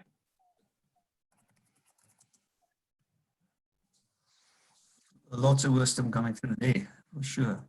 Alistair, you want to elaborate? No. I was just looking at, there was another question posted around has the taxi industry benefited from the failure of the rail industry? And of course it has, because the rail industry didn't provide a solid and reliable service that was on time. Yes, it's probably cheaper, but it doesn't matter if it's cheaper if you're late for work and you get fired. So I spoke about it in my talk, that there's the ability to create a new economic dynamic, and the taxi industry's growth is a direct response to the inability of rail to service the needs of the population at that point in time. And at some point, the taxi industry runs that risk of having something come up against it if it doesn't provide the service that the people need at that point in time. They'll move away from it to find something that gives them economic value. And if that economic value is at the right price, then they'll move to it. So yes, just to answer that question that came out there, the growth in the taxi industry has been directly related to rail's inability to really service the market properly. Okay, thank you very much. I think also, Alistair, you know. I forgot to put my hand up. So just to add to what Alistair was saying, I think the taxi industry has enjoyed the inequality that exists in South Africa, because most of the taxi industry commuters are not people who necessarily choose the taxi industry as a mode of transport. They are forced to use the taxi industry as a mode of transport. So part of the changes that need to happen in the taxi industry is that it needs to move to being more customer centric, because growth in the taxi industry is also related to the type of service. How do we attract a different commuter who can afford to take the Gautrain, who can afford to take the metro bus to the taxi industry? How do we attract a commuter who wants a last mile solution to get to the Gautrain?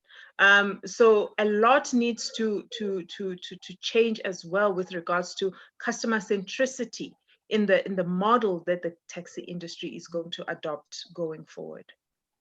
Thank you. Thank you very much. I'm just allowing Irma Venter to talk, who's a journalist. Irma, maybe try and speak, then you can also ask questions. Hi, Harry. Can you hear me? Yes, we can. Okay, yeah, it was actually me who asked the question about the rail industry. So I'm just curious, because there's also a bit of a conspiracy theory that the taxi industry would not like the rail industry to come back on stream in full. So I don't know if there's any truth behind that, or if they would, and what happens to the taxi industry if this big spend from PRASA comes online, if all those billions of rands are actually spent efficiently and PRASA starts rolling out, if that will not squeeze the taxi industry further. And that's basically my question, yeah. Lisa? Should I put my hand up? Okay, let Priscilla go and then I'll add. Okay, so I think integration is key. Emma, am I pronouncing your name correctly? I think integration is key. So previously we've seen, and I'm going to make an example of the Gautrain, which was basically built as an island. And the Gautrain came in, it had its own last mile services. It was not really interested in integrating with any other modes of transport. It was just the Gautrain. And that is when you kind of saw a resistance to support the Gautrain from the large part of the taxi industry. But there is absolutely no conspiracy theory that says taxi industry is against rail. If rail integrates with taxi provides the last mile service as a feeder to the rail network. And there is a share in one subsidy that rail enjoys. and two, a share in the infrastructure build that the rail is going to enjoy. There's absolutely no reason why the taxi industry would even compete with rail. One of the reasons why you see modes competing in cities is because all of them are developed in isolation, and the integration is not really necessarily true integration. That is why on a BRT trunk route, you'll find taxis competing with the BRT. On a rail route, you'll find taxis competing with rail because there is no integration. But if there is integration from planning and the design of the public transport network, there shouldn't be a reason why taxi would be against rail. Okay. Maybe if I can also comment, you know, obviously integration is our goal, but in some senses it's more theoretical than practical. So if I were to try and answer Irma's question, the first point I'd make is that, yes, there's going to be, or hopefully there's going to be significant successful reinvestment in PROSA, and there will be fancy new blue trains all over the place, but they won't be all over the place. They will be on some corridors, and there'll be many other corridors which will remain corridors where you require road-based public transport, particularly in Gauteng. I think the situation is quite different, for example, in the Western Cape, and that's why the failure of rail in the Western Cape has been so severe for commuters there. The second point that I want to make is that this last mile is not a mode of transport for a minibus taxi. It's not lucrative. I think that's the point I was making to Kim. So to think that you can relegate minibus taxis to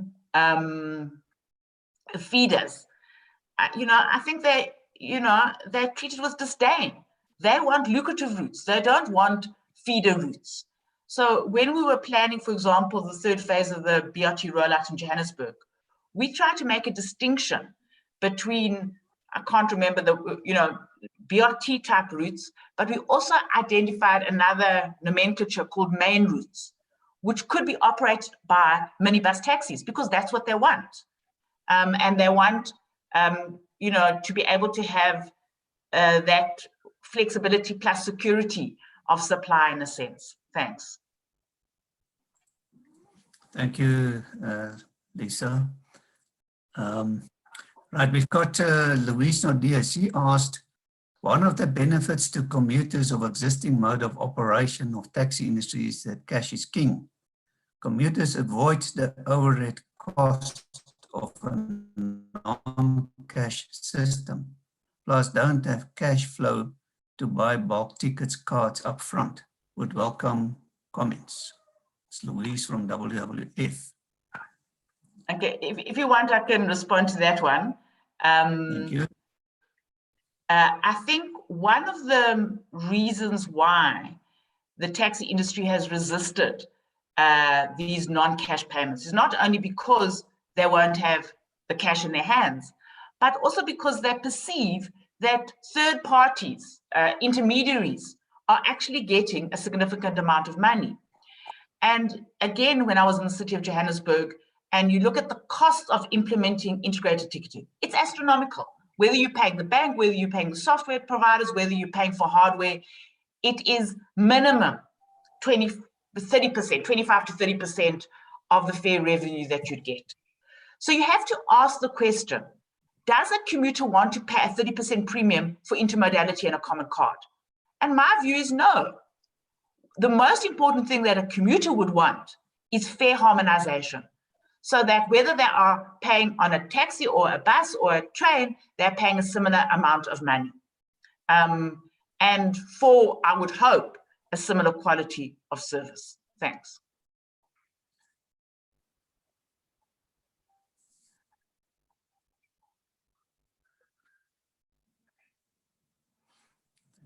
Elaborate on your questions, perhaps?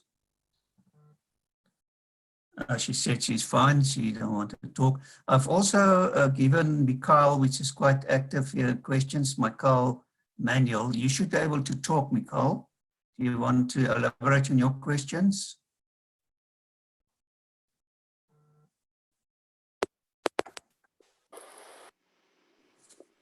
Harry, hello? Yes, we can hear you. How's it going? So another question just came across my mind now. As Irma asked about the rail and taxi industry and whether or not there's the conspiracy theory that taxis are trying to help rail to fail. So I agree it is a conspiracy theory and it's very difficult to prove. But I think based on Vuyisile's comment, it points to a difference between the perspective of the driver and the operator, and Lisa touched on this, and the difference and the perspective of Santako or Bunye. Because in the eyes of our big national associations, it makes sense on a macro scale to have integration and electronic fare collection and that kind of thing. But when you deal with the driver, you're dealing with a totally different set of factors that influence their decision making. So it's easy to make the link between a failing rail system and more passengers for myself as the driver, or cash is king, and so therefore I have more power and authority and control as the driver.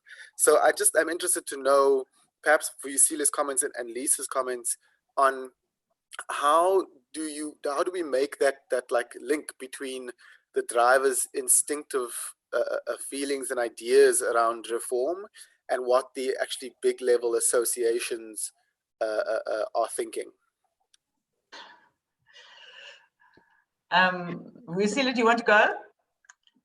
Yeah, I'll go.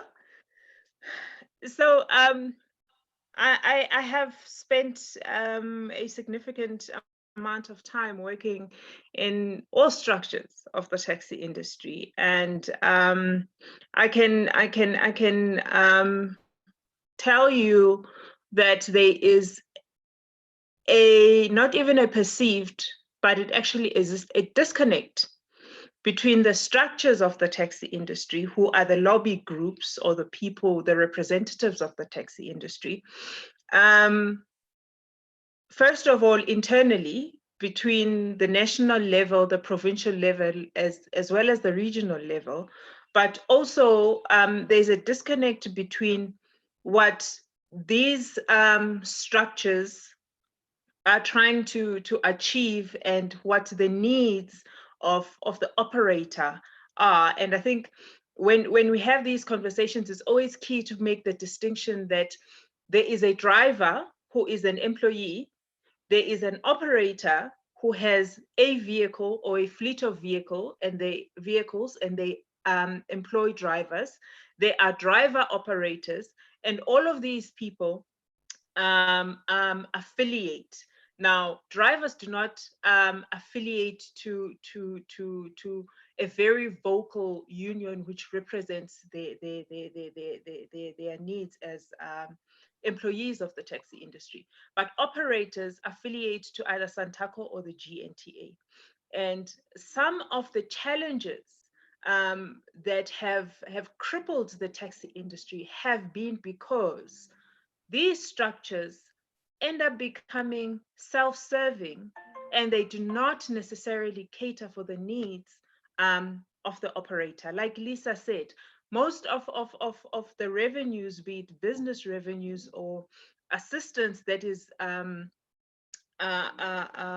allocated by government to the taxi industry, ends up being stuck right at these layers of structures, and they do not necessarily reach the taxi operators. Now, for any interventions or for any introduction of innovation in the taxi industry, it needs to start from the bottom up. Because if you are solving with a structure, oftentimes when you get to these structures, you find that the people who are sitting in leadership positions don't even have taxis. They don't even own taxis themselves. They used to own taxis before they got into those positions, but they do not understand the challenges of the operators on the ground who own these taxis, who have to pay 27% interest on a loan, who are getting their vehicles repossessed.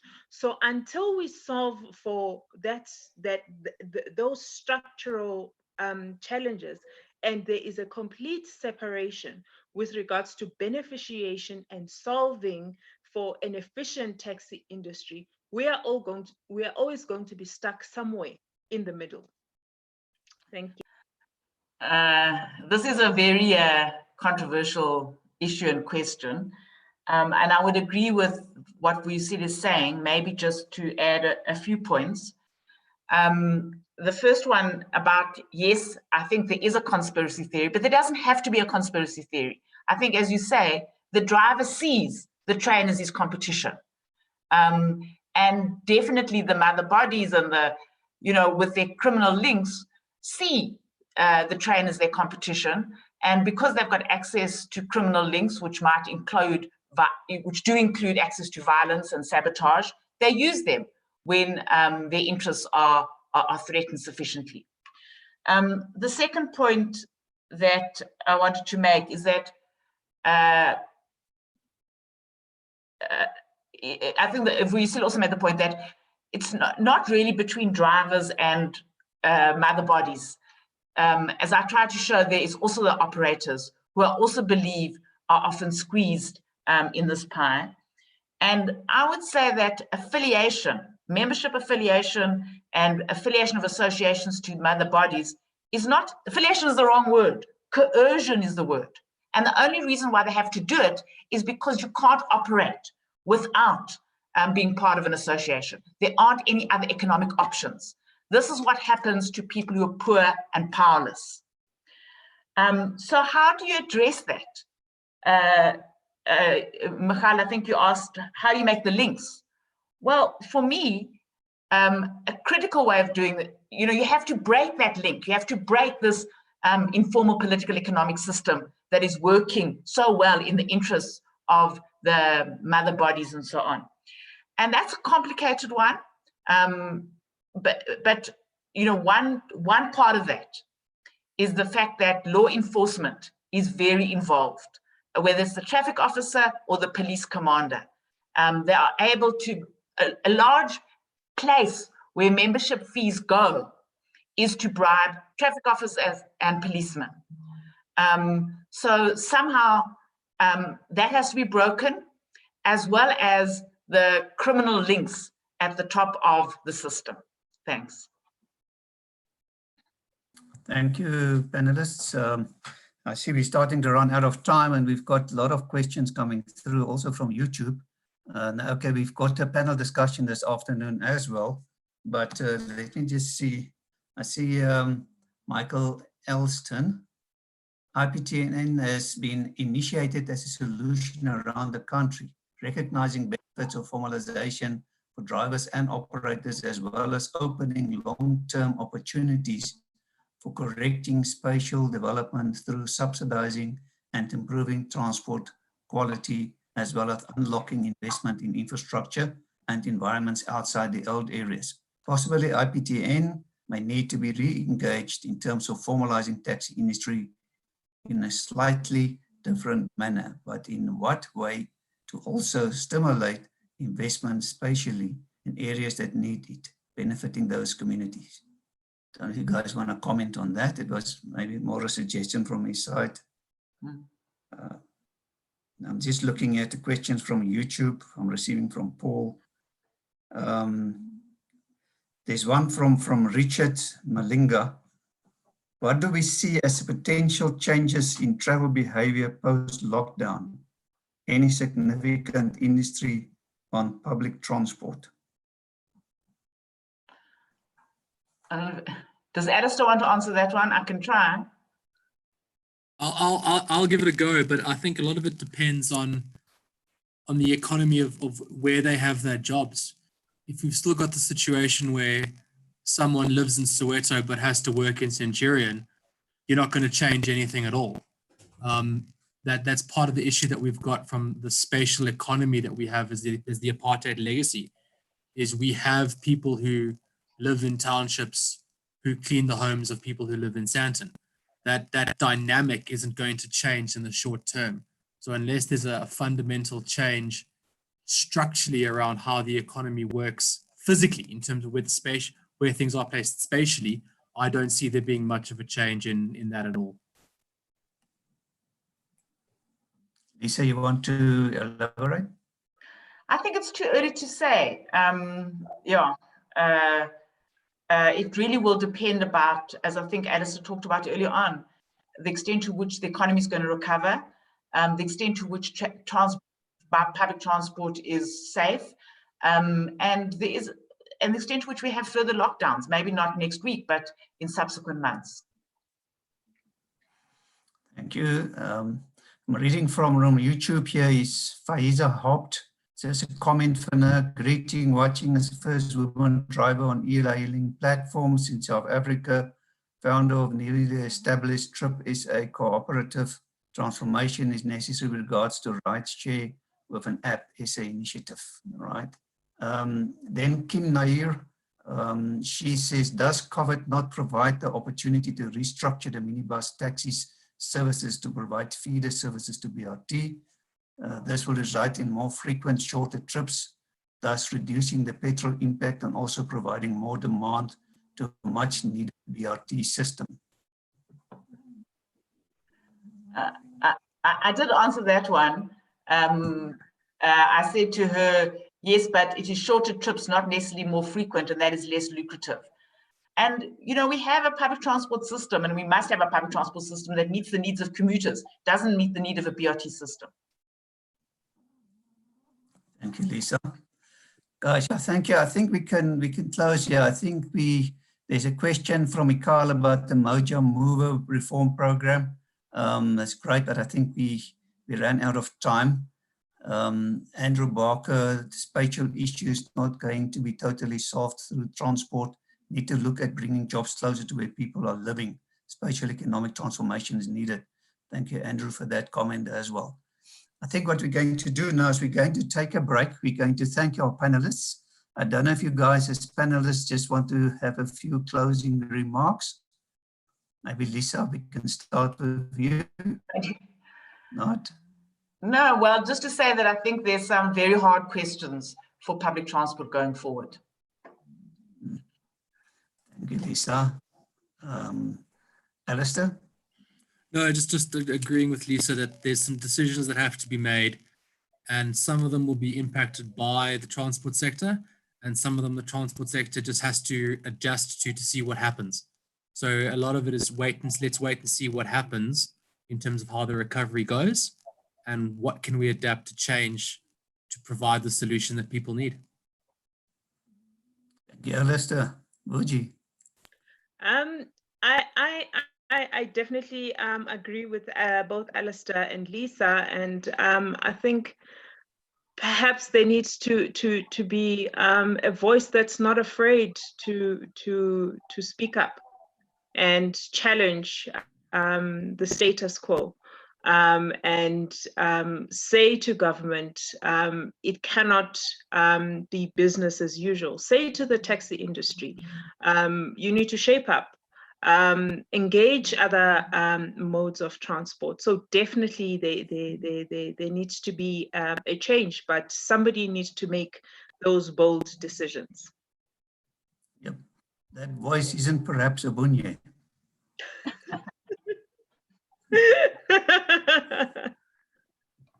Thank you very much. Thank you. Ladies and gents, let's give him a big hand. Thank you very much for and supporting the Transport Forum. We usually hand over little gifts of appreciation to the panelists, but now it's a little difficult, and I can't even send it to you, only, you know, essentials. I don't think you will appreciate us sending you medication or something, but I'll make a plan in future to get gifts to you when the lockdown is over. So thank you very much for your participation. We really appreciate that. So we will take a break now, and we will be back here at 1:10. Thank you very much. Thanks very much. Thanks a lot.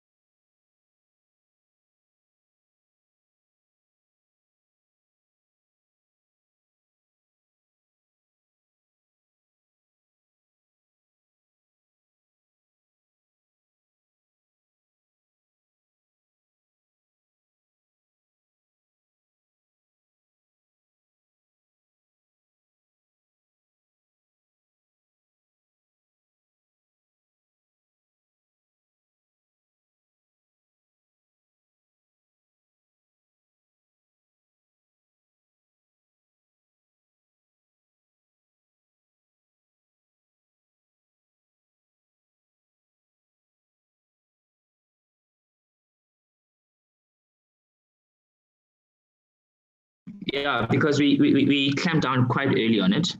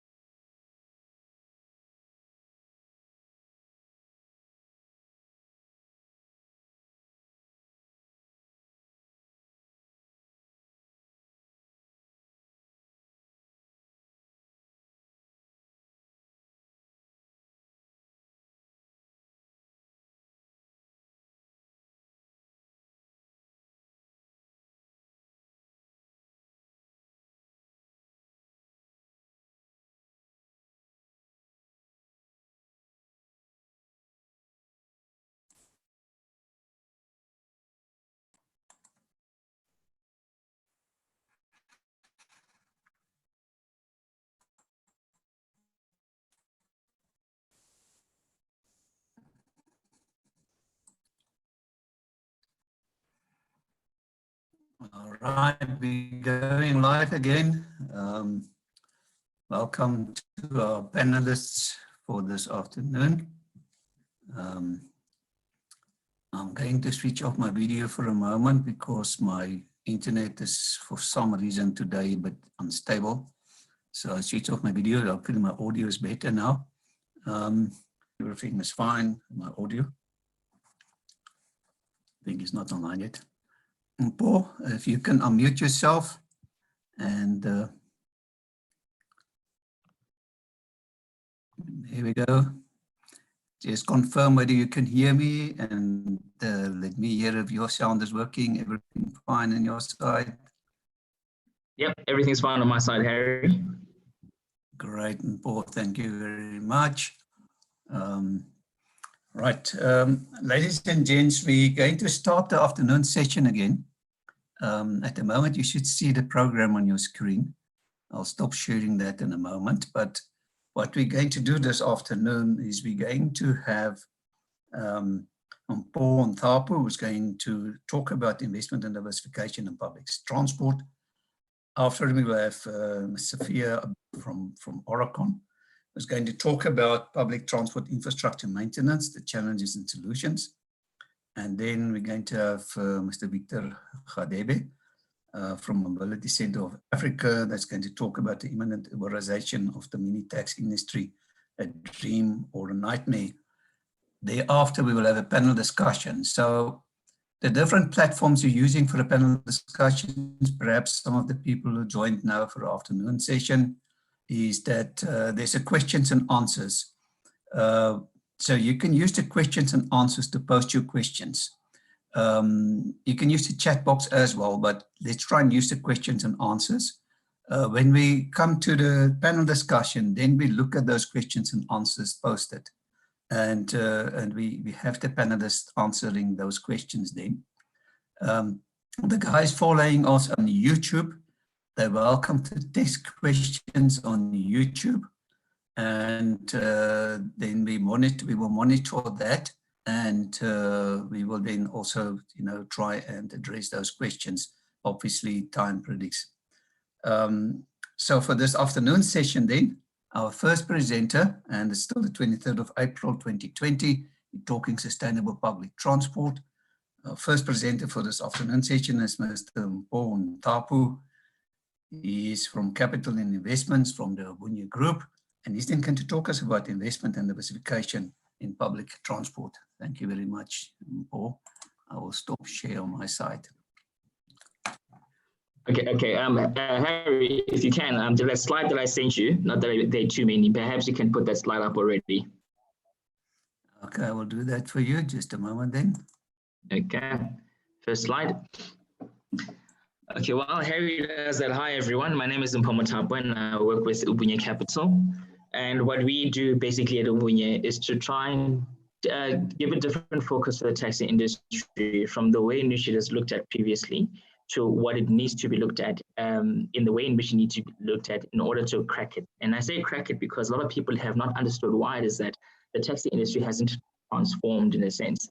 And that transformation was mainly because everybody has been looking at it from the perspective of what they can gain out of the industry in its transformation, as opposed to saying what is it that the industry needs in order for it to change.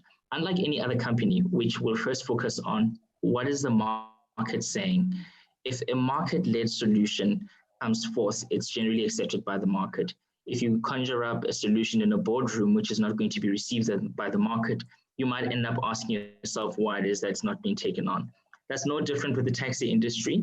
We have dealt with many people who have tried to do a lot of different types of investments. And those investments, much like Lisa said earlier on, have mostly been focused on themselves. So today we're going to touch a little bit on what we think are avenues which are hindering and who are supportive of the investments in the taxi industry, and a little bit of the diversification that can happen in that regard. The presentation has been kept a little bit short, given the time that we have with us. But before I even continue, I just first like to thank Vuyi earlier on for an excellent presentation, Alistair and Lisa. Lisa, we haven't met, but it's just great to be amongst people who have taken the time to really get into the guts of the industry and present with such authenticity. It's something that gives us, a fuma, if I say that. Harry, if you can just go to the next slide. I've split this presentation into two sections. And the first one's around investments is not necessarily looking at the entire industry. It's only focused on the taxi industry. Now, the investments that we come across, or the investment opportunities most of us come across, are based on companies saying that, can you guys give us access to the taxi industry so that we can benefit in the following ways? Lisa has said that when that has happened in the past, you found that you're not really getting traction with owners, with drivers, or the associations.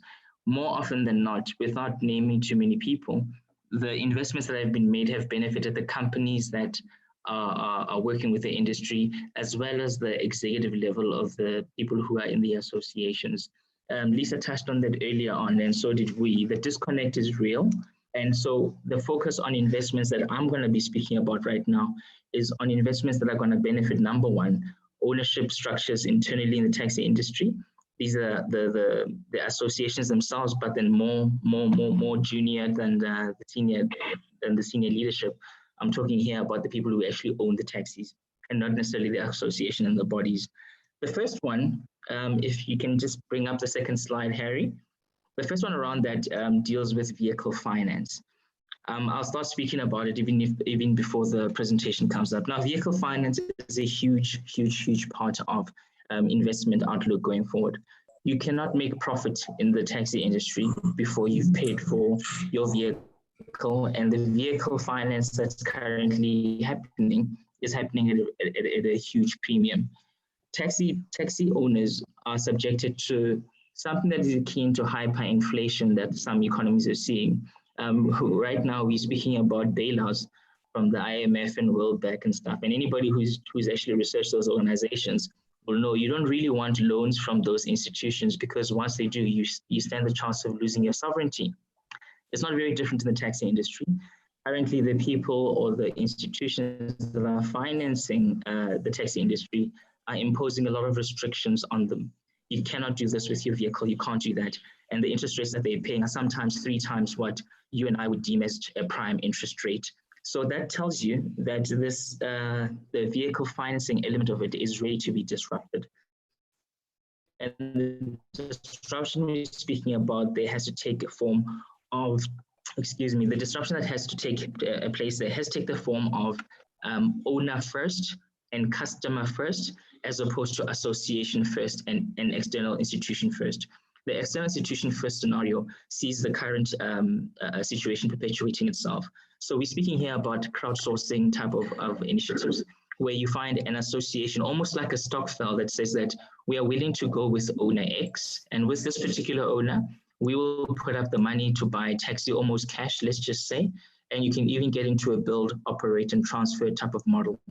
This has never really been explored before, because the powers that be have discouraged internal taxi owners from looking at structures, financing structures that will benefit them outside of the agreements they've got with particular finance houses. And that is the biggest problem that you have to solve for in the vehicle finance element.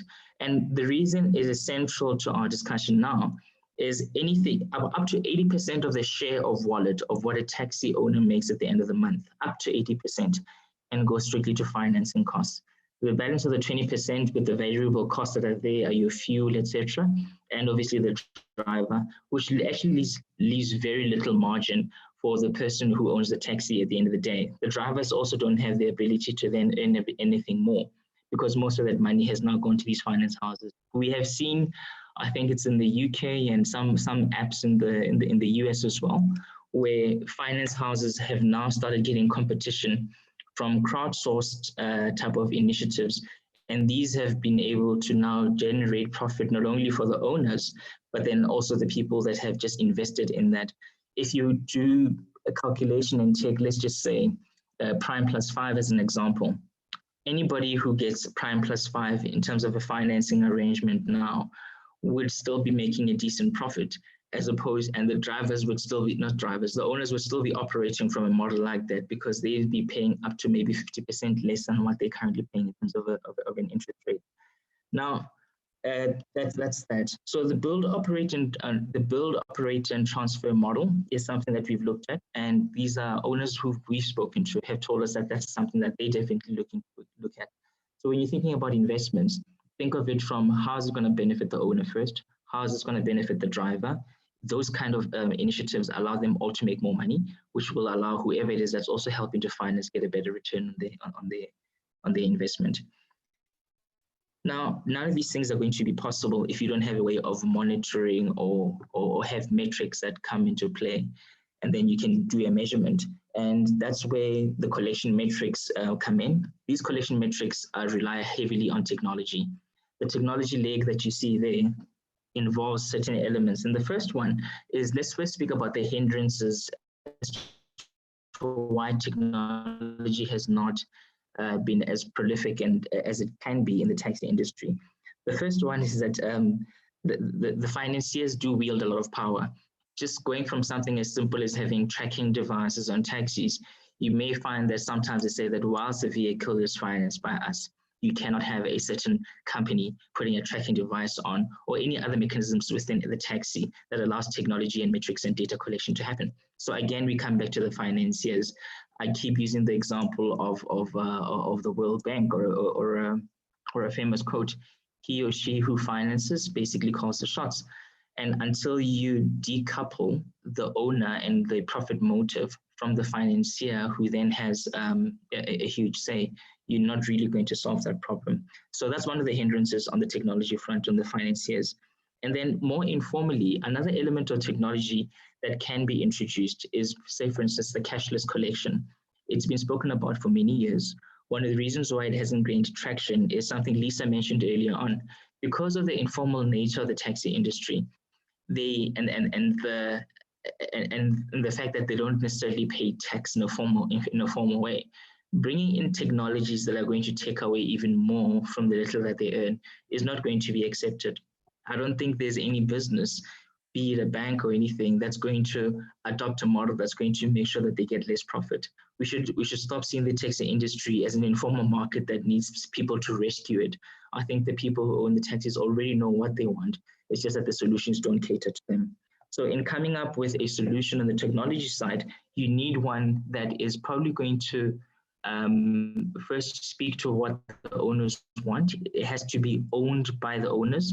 Think of a mutual bank type of situation, or if you're bringing in a cashless or point of sale type of device and system, that ecosystem must end to end, at least 90%, if not more, be owned by the owners, such that the revenues that are generated therein are also focused on the industry and not external parties. So that handles the collection side of things. Then the next thing on opportunities. So I spoke about the hindrances, which is the tax and stuff, and opportunities that lie in there. Ranks can definitely become banks. Studies have been done, and I'm not going to quote any right now so that I don't make any mistakes. But a lot of people are getting into taxis to go to town, to go into small, even metros and even smaller towns, simply to do banking. The infrastructure of taxis and the industries that they operate in is such that they're distributed evenly amongst townships, amongst most of their client base and where they are. It is the one way where distribution to the mass market or to the bottom of the pyramid is done frequently, and they've been doing it for longer than anybody else. So investment opportunities there are looking at it as, why is it that the taxi industry has not consolidated and come up with a structure where they become almost like a finance house or cash distribution. They take a lot of cash, they can disperse a lot of cash. By formalizing it into a technology platform that allows them not only to take those deposits, but then to also disperse those deposits, you start building a banking system around it, and they can start getting the benefits of what a normal bank would do as well. So that's ranks as banks. And then if we move to the next element of it, if you're going to be doing that, ultimately, the taxi industry is in prime position to become a financial services provider. What do I mean by that? Most of their customers buy airtime. They've got some sort of insurance product, especially life insurance. They've got a bank account, and all the transactions that happen around the banking ecosystem, around the telecoms ecosystem, around the insurance ecosystem, and the elements of crowdfunding that I started are something that the taxi industry, by consolidating and coming up with a platform that serves them and their customers, can actually do outside of the traditional structures of banks and financial service providers. So we found through our research, and CISO, one of our partners who's not here today, will give us the stats next time around, that owners and drivers are willing to be part of a system that says that the customers in your own taxi, you can sell airtime to, whether you're a driver or somebody that is a rank marshal, and prior to people getting on, they can then own the entire ecosystem. The second part of that is what happens to life policies. The road accident fund not subsidizes, pays out money based on, obviously people who've lost their lives or who have been I'm not going to do a zoomer, who are no longer capable of doing X because they somehow became incapacitated during an accident. If the taxi industry were to basically be able to pay, or rather the government were to be able to subsidize the taxi industry from a trip perspective, a small premium paid to the association, it's going to be based on a group element. It would mean then if there is a claim on the road accident fund at any point in time, that association based on that subsidy would be able to pay that out without the road accident fund having to handle that. Now, when you do the pros and cons of it, because the ratio of claims from, let's say, taxi accidents is not as high as what one would imagine. You hear about it in the news, but it's actually relatively low. That will take a burden away from government from the possible, not just from a vehicle capitalization point of view, but also from an insurance perspective. So there are many different ways of financial service products that can be built around that, and from your normal airtime and other consumer goods like banking solutions. And then moving a little bit onto the diversification side of things, grant payments are a huge problem for SASSA. In this COVID era as well, how do you get people from villages through to their grant stations, be they post offices or whatnot? The taxi industry, being such an industry with such a large distribution and network, is able to do that for government in partnership with government. Very little PPP projects have been done, and the public-private partnership element with the taxi industry for us makes absolute sense. And that's something that SASSA is exploring, can explore. And taxi owners, again, are looking to diversify and not just move people just for work, but also when people get grants on a monthly basis. Emergency medical services are a big one. We know that Johannesburg, at least a few years ago, had a shortage of ambulances. This is no different in Mpumalanga, Limpopo, or wherever it may be.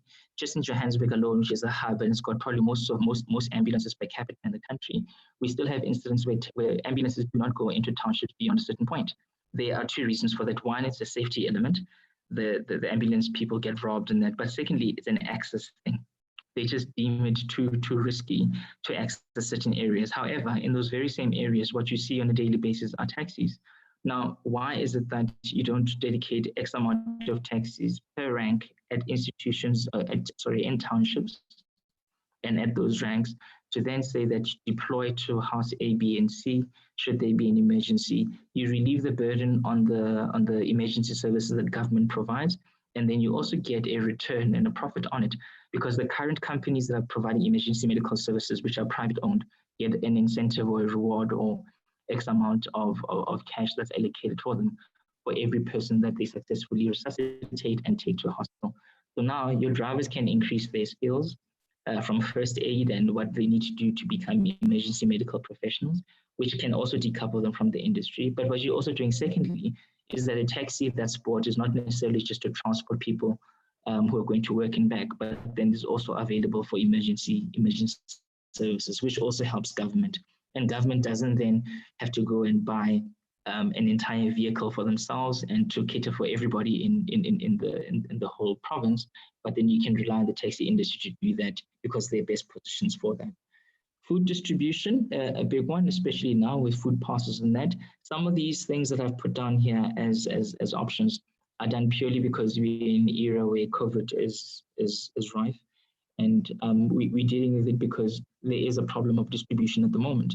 Now, again, Coca-Cola will tell you when they speak about their distribution that nobody has a better distribution system or model than Coca-Cola, because you find it in the most remote of villages, and so will South African breweries. But at every single one of those, there's a taxi, and the taxi industry was there before anybody else. When schools closed, we found that the food programs that were given to schools, which were the only meal that some children had for the day, are now gone. So the livelihoods of people are literally affected by this. And how do you get there to every single village? The only way you can do that with every nook and cranny is to speak to an industry that's already there. And that's another discussion that hasn't happened. Lisa touched earlier on the fact that Fikile Mbalula was speaking to the industry and trying to find ways to kind of come to terms with them. But I can assure you, none of these, from grant beneficiaries, emergency medical services, food distribution, have been addressed as possible avenues where government and the taxi industry can work together, but it makes absolute sense. Another one is tourism. You find that people who come into the country deal with agencies, and they go on buses, and 60 people per bus. We see them every day, tourists taking pictures from buses. However, to really get in the experience of a country, why is it that taxi industry hasn't taken that portion of that to say that instead of 60 people in a bus, you get 10 people? You do a short left type of scenario where taxis actually ferry you and do the whole garden route with those 10 people. The tourism industry is one which has the capability of hiring more people than any other. and their incentives given to that in that regard. And the taxi industry, once again, has been overlooked here, or there hasn't been a push or pull that comes together. So what Ubunye is doing, we as Ubunye are doing, is having the conversations with both the public sector, that's government, and the private sector, if you can call it that, the taxi industry.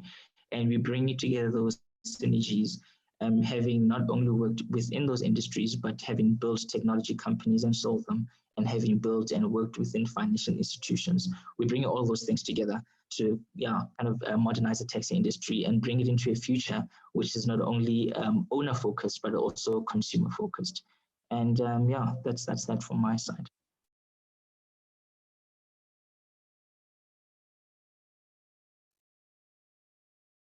Harry? There I'm back, and Paul, thank you very much for this great presentation. The wheel scenario, I like it a lot, and it's really showing the bigger picture. My apologies, I'm using the rain as a platform with 3G as a backup, and both of them suddenly became very unstable this afternoon. So surely I'm going to install fiber as soon as possible after this meeting. So it kept on, me sharing, throwing me out. And I had to reconnect and so on, so apologies for that. But thank you, and Paul, we really appreciate that. Our next presenter then will be Safia Abu. She's the Technical Director Transport, Technical Director Transport Planning Lead from Oricon. And she's going to talk to us about public transport infrastructure maintenance, challenges and solutions. Thank you very much, Safia. Hi, Harry. Thanks very much. I'm just going to switch my video on. I'll share my screen with my presentation, if that's okay. Please do. Right, because you clearly are having some technology issues. Let me just get it up.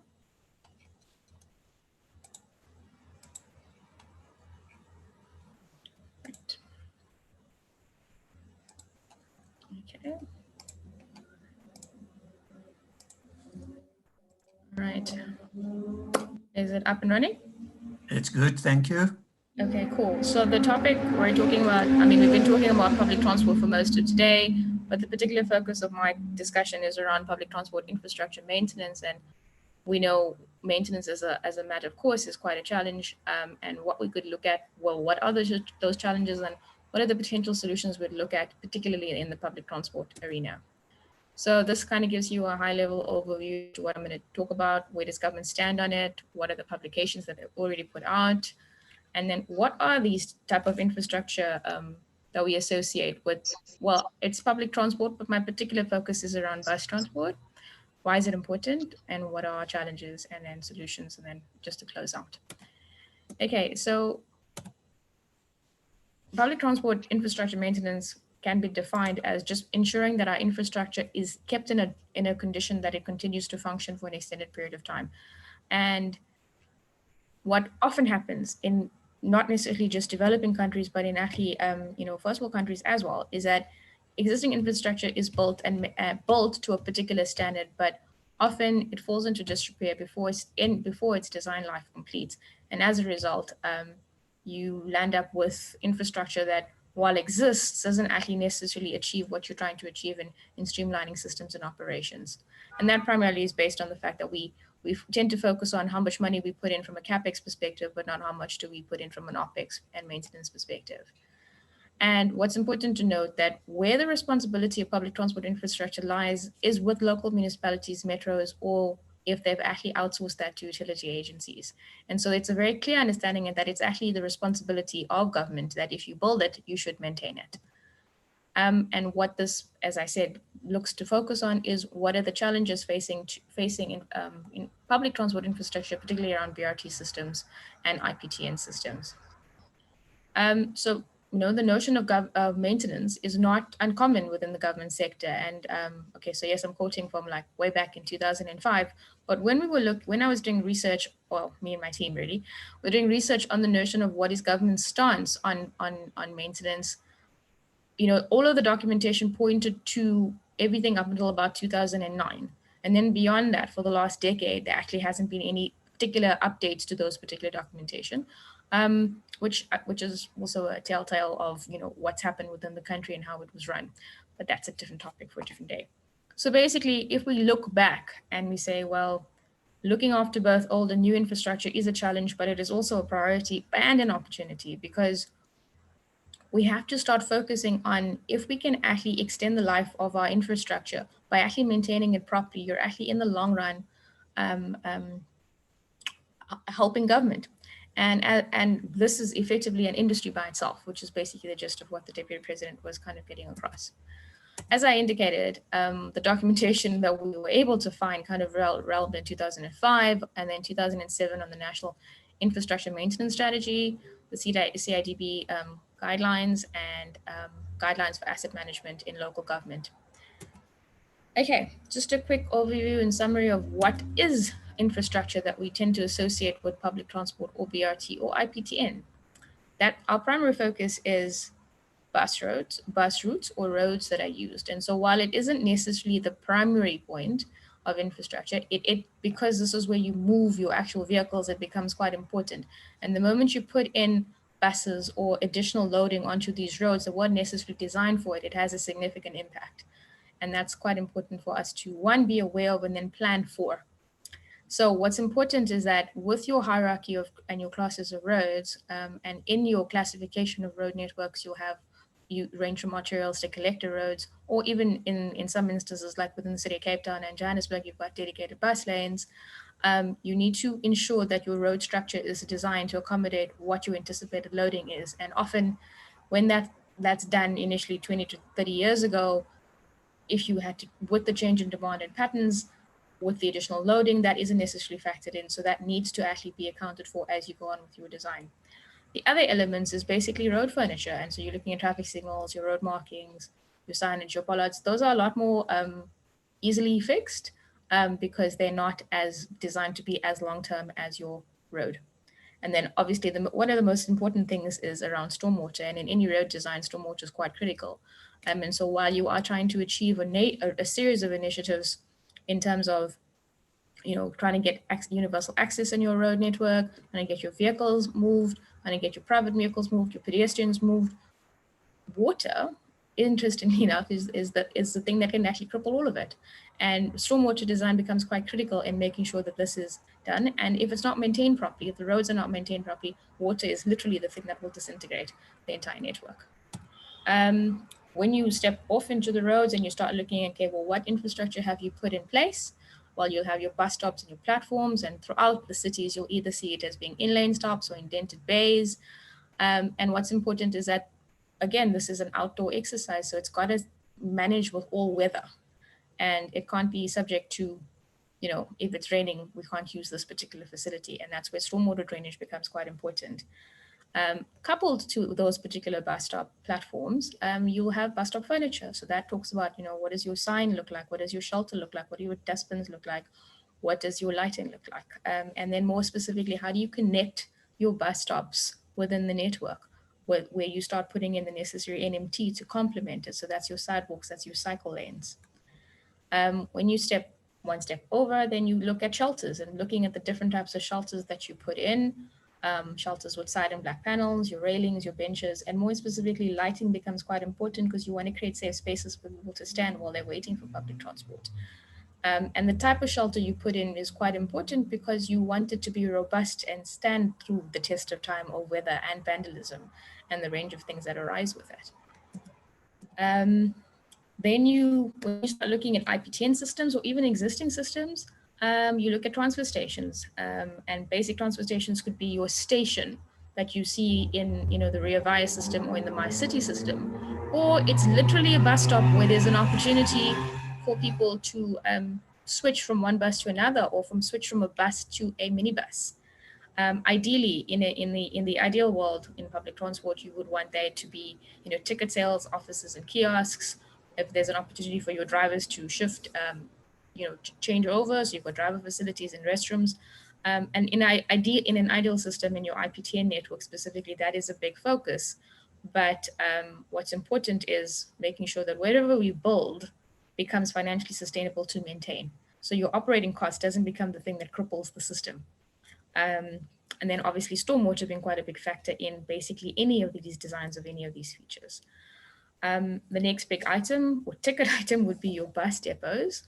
And that's where you, in relation to BRT systems and IPTN systems, your main depots with all the facilities and functions that it has, and also remote depots where you start holding their vehicles throughout the day. So you limit your positioning kilometers that you'll see, particularly those who live in Cape Town, you'll see lots of golden arrow buses parked at particular pieces of land. That's pretty much where they hold their buses for a period of time during the day before they start their next routing later on in the day from a peak period perspective. Obviously, designing that infrastructure to accommodate is quite important.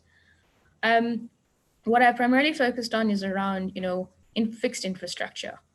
Other elements of infrastructure that do require continuous maintenance also includes your CCTV cameras that you put on buses or within the network, your communication equipment, your actual fleet, which is your movable asset, your ITS systems, your fiber network. So that this presentation particularly focuses on fixed infrastructure that you generally define that is maintained by your municipalities. So let's fully understand why maintenance is important.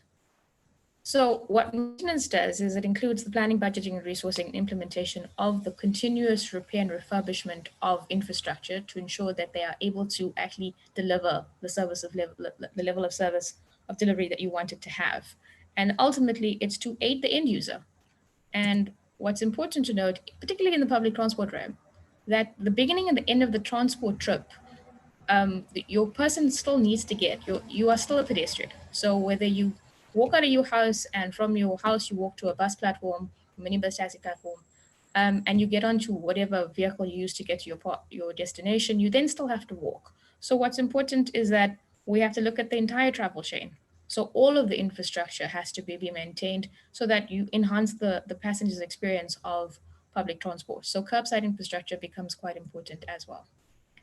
So what's interesting is that you often will hear the perspective that says zero maintenance design, that's what you want to design because ultimately that's the best way to do it. But, whether that exists or not is quite questionable or debatable. But what's important to note is that when you build anything, you're going to have a normal lifespan, aging, and degradation. It's important that you intervene when necessary to extend your lifespan as much as possible.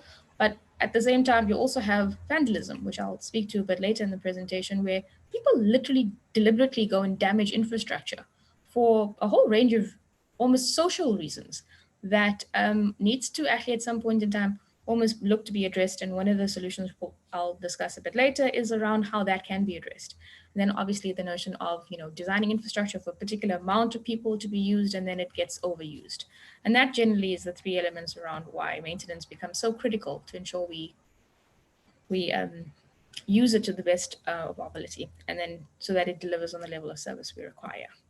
So in terms of the rate of deterioration of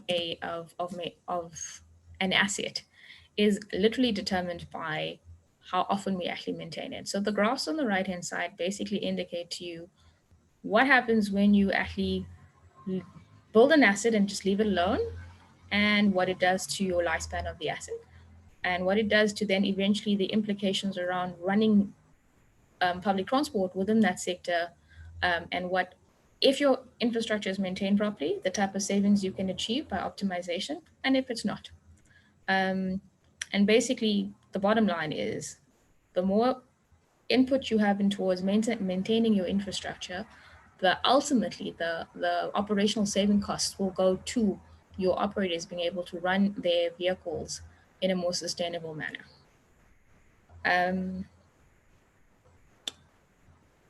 So ultimately, the cost of early maintenance can result in a saving of 4 to 10 times when compared to the cost of having to maintain the maintenance being done later.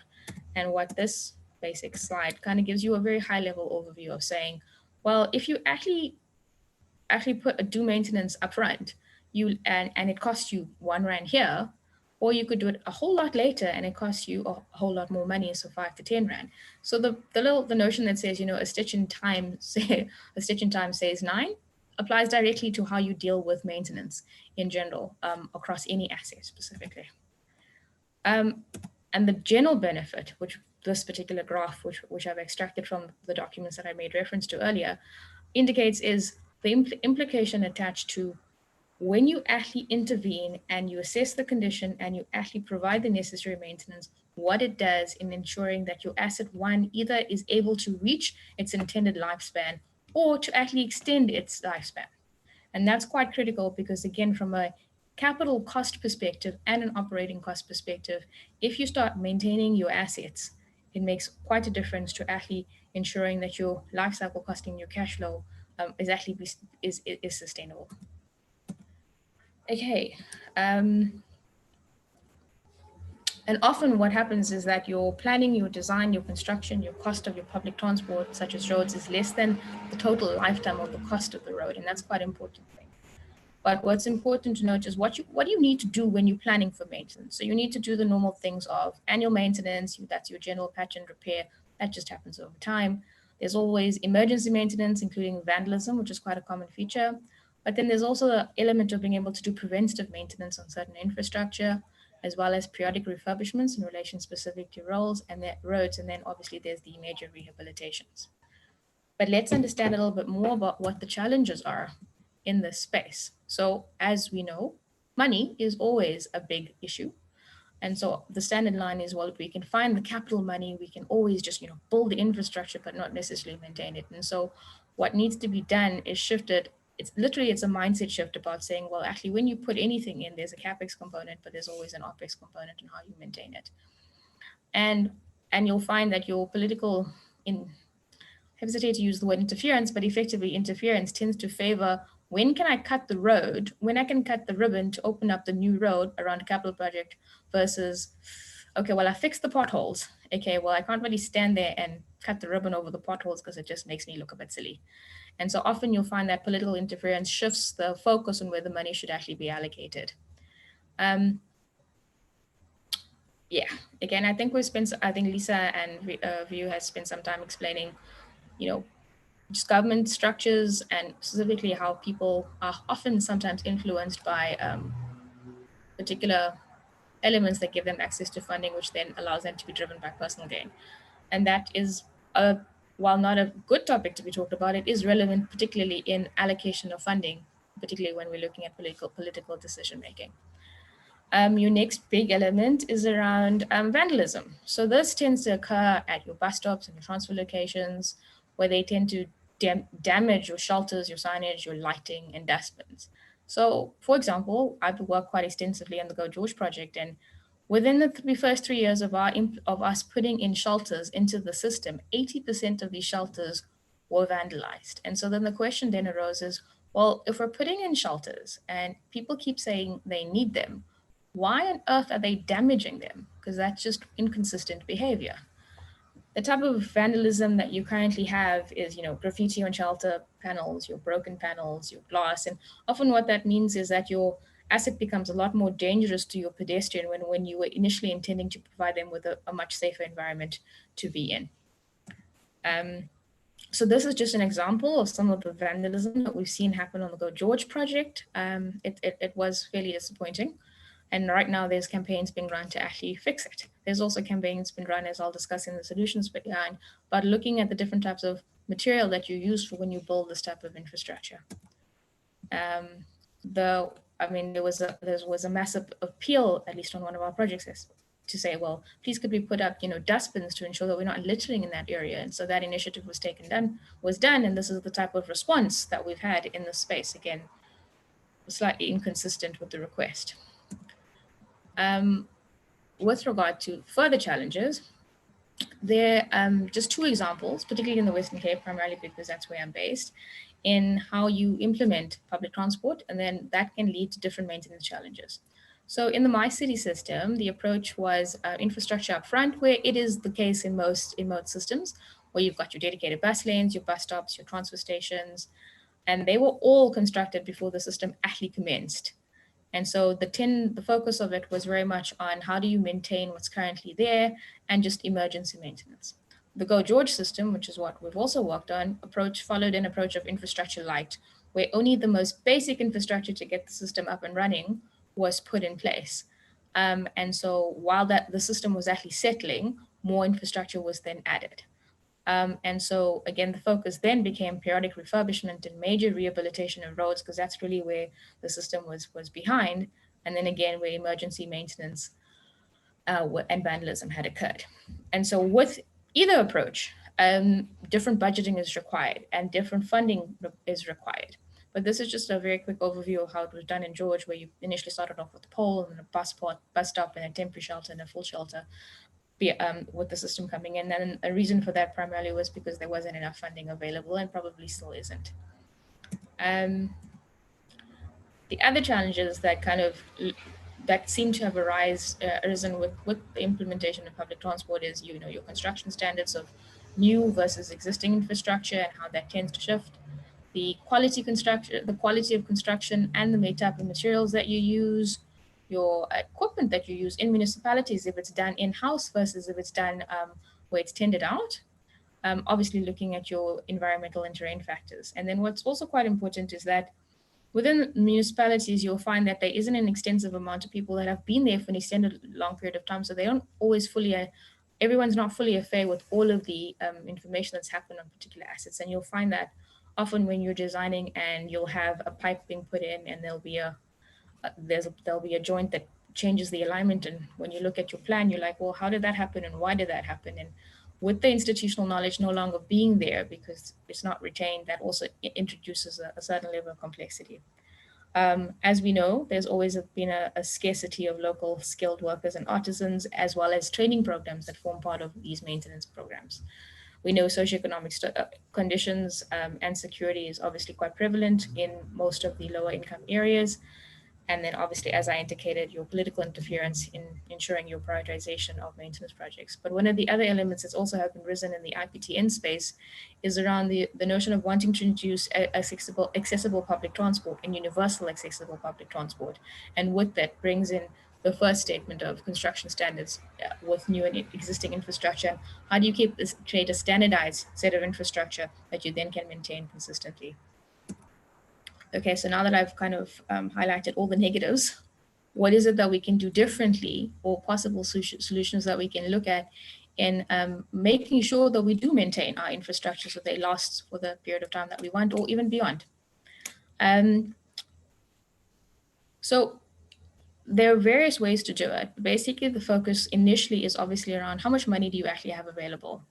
So what needs to be done specifically is almost isolating an infrastructure budget for maintenance and using a standardized element of how much money that should be. So in terms of the research that we've done, the standard is for every piece of infrastructure that you build, 2% of the value of that, it actually should be factored into the budgeting in the outer years so that you are able to allocate funding to manage and maintain the asset that you've built, so that you're consistent, and that then becomes ring-fenced and then allocated to infrastructure maintenance accordingly. You can also start looking at formal maintenance plans supporting the request for these budgets, and this also then facilitates for the ad hoc spending that often happens when you have these emergency repairs that are required. And also if it starts to become a standard budget line item in municipal budgets, it doesn't become a political interference issue. But one of the key elements we also speak about is what can we do from an asset management perspective to actually ensure that the asset that we're looking at and we're installing is actually maintained properly? And then also, first of all, is it the right asset that we're putting in? How are we maintaining it? What is the data we're collecting to ensure that it makes sense? And then what is the life cycle costing attached to it so that it can again be planned for? And that will then feed into your maintenance plan and your strategy. So as I was indicating earlier, from a budgeting perspective, you've got your CapEx amount where you've got your upgrades, your renewals, your disposal, and your new construction. And then from your OpEx perspective, you've got your maintenance for planned and unplanned. And it's important that your maintenance for planned and unplanned actually becomes now a standalone item in municipal budgets with a plan attached to it that can be adhered to on the back of almost a 2% for every infrastructure, every piece of capital infrastructure you put in, you actually put that money aside to maintain it. From a life cycle approach perspective, you could start looking at your assets and then appointing your teams to actually assist in that space, so that when your teams are looking at the type of infrastructure you want to put in as part of the exercise, you actually do the life cycle costing to ensure that that whatever asset you put in is the most appropriate. And that'll allow for more accurate and timeliest budgets for the maintenance, as kind of indicated here. Okay, from a bus route maintenance perspective, and I think what's a standard that we have, or we don't necessarily fully apply, is the development of a pavement management system with regular inspections and driver feedback. And what that does is that, again, it's a planning tool that facilitates for being able to identify which of the roads that need to get fixed first, and what kind of budgeting can you do to allocate that. And so that becomes quite important as, again, the backbone for the structure of what your maintenance plan should look like. And as I indicated, your plan should then almost expand also into the curbside environment when you're running this, so that your pedestrian experience is not influenced by the lack of maintenance.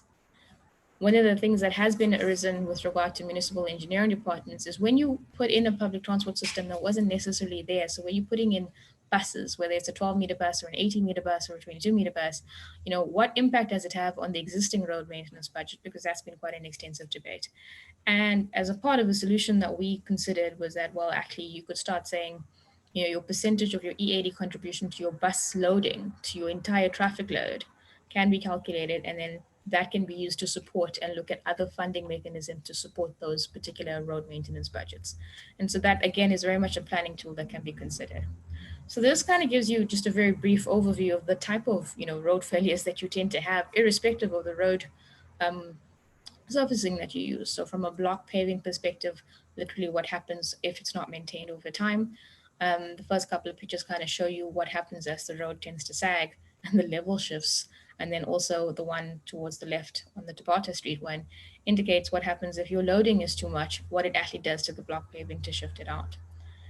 In terms of flexible pavements, which is basically your asphalt pavements, you'll see, again, from a leveling perspective, what happens from the heavy loading, as well as what happens within when water actually features into the system.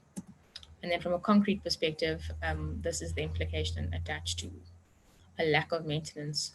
Well, initially a lack of construction adherence, and then a lack of maintenance that follows. Okay, following that, when you start looking at specifically public transport infrastructure, which is like your bus stops and your shelters, looking at the type of surface type that you put in, while there's a big drive at one point in time because of EPWP, where you start looking at putting in block paving on your sidewalks, but in reality, actually, that's just more sustainable to vandalism. And so looking at a blacktop surface is actually slightly easier, it's easier to maintain. And it also, from a universal access perspective, becomes a good feature because it's a lot smoother and it's easier for the pedestrian to use. Also, and these are just, again, little initiatives. So the use of cat eyes close to curb faces helps your drivers not running into your platform. So that means they don't damage the curbs or the buses. The use of, as I indicated earlier, shelters as a general is high-risk infrastructure, and they're targeted. And so we've looked at specifically looking at anti-vandalism material, and that includes like thicker glass or metal panels or anti-graffiti paint. And that shouldn't come about, because it was vandalized, but rather upfront in the thinking of when you put the infrastructure in place. And more specifically, when you start looking at the socioeconomic impact of why is vandalism happening in the first place, it's getting communities to fully understand why vandalism happens, and to actually start and drive the initiative around from councillors and community leaders around first making sure they're aware of vandalism and why it's actually not supportive to the narrative of how we deliver a better public transport system to them, and that there should be legal consequences attached to that space. So this is just kind of various samples of media releases that were done to actually do exactly that, to highlight to communities about why vandalism doesn't actually support the initiative. It actually makes their lives harder. And what they can do to actually assist government in ensuring that whatever infrastructure is built is actually maintained and not vandalized. Okay. One of the key elements that we also are considering, and one of the solutions that could be considered, is focuses on a community-based maintenance program. And this, on a normal basis, you've got maintenance work that is normally planned and executed by the municipality, but obviously this is also funding dependent. One of the initiatives that could be driven is is using a community-based approach. And the idea would be to get them to take ownership of the assets that we've put in place to ensure that basically the neighborhood becomes the entity that keeps it safe, and it looks like keeping it in a good serviceable condition. You can also then, from a job perspective and an EPWP perspective, you could start looking at training community-based maintenance teams that can inspect and do maintenance on a daily basis. You know, obviously you'd have to provide the equipment and the training, but it also is a mechanism of getting people in the community more involved in ensuring that their assets that have been put down by government is actually maintained. And what that does is that it also assists in streamlining the process so that if something is damaged, it gets reported quite quickly and then it actually can be maintained quite quickly. What's critical is obviously ensuring that your continuous monitoring of the quality of the maintenance work is done, and that would potentially form part of the program. But again, what's quite critical is that it can only be achieved through a partnership with all its role players. So there must be a buy-in from the government sector who is responsible for maintaining it, from the political sector who actually, you know, speak on behalf of the community, and from the community themselves, so that it becomes a partnership of wanting to maintain the assets that they've got in place. Okay, and that kind of brings me to my conclusion of often what we'll find is, and I think we've discussed that quite extensively today, that the quality and the reliability of public transport is often rated higher by users than how many buses or how many taxis you have, but rather what is the experience like. And quality and reliability is often determined by good and timely maintenance so that the pedestrian experience or the user experience is consistent throughout. And what we need to do is effectively focus on ensuring that, you know, the initiatives around maintenance is consistent, but also, you know, advising and informing and making aware of vandalism needs to be dealt with by law enforcement and legal consequences, but also at the same time by advising or informing the community of why this is actually just disruptive behavior and it's not conducive to assisting in the space. Okay, that would be me. Thanks. Thank you so much, Sophia. Indeed, we learned so much from you guys at Oricon.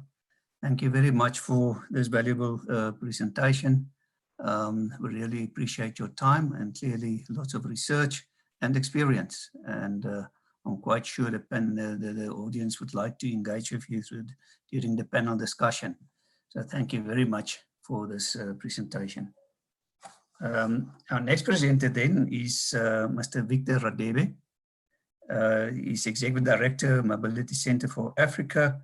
And he's going to talk to us about the imminent Uberization of the minibus taxi industry, a dream or a nightmare. Thank you, Vic. Good afternoon. Looks like I'm the last speaker. I stand between myself and your retirement into your lockdown time. And I'm just going to be quick. These are the topics that I'm going to cover in my presentation. It's just the status quo, possible future scenarios for minibus taxi industry.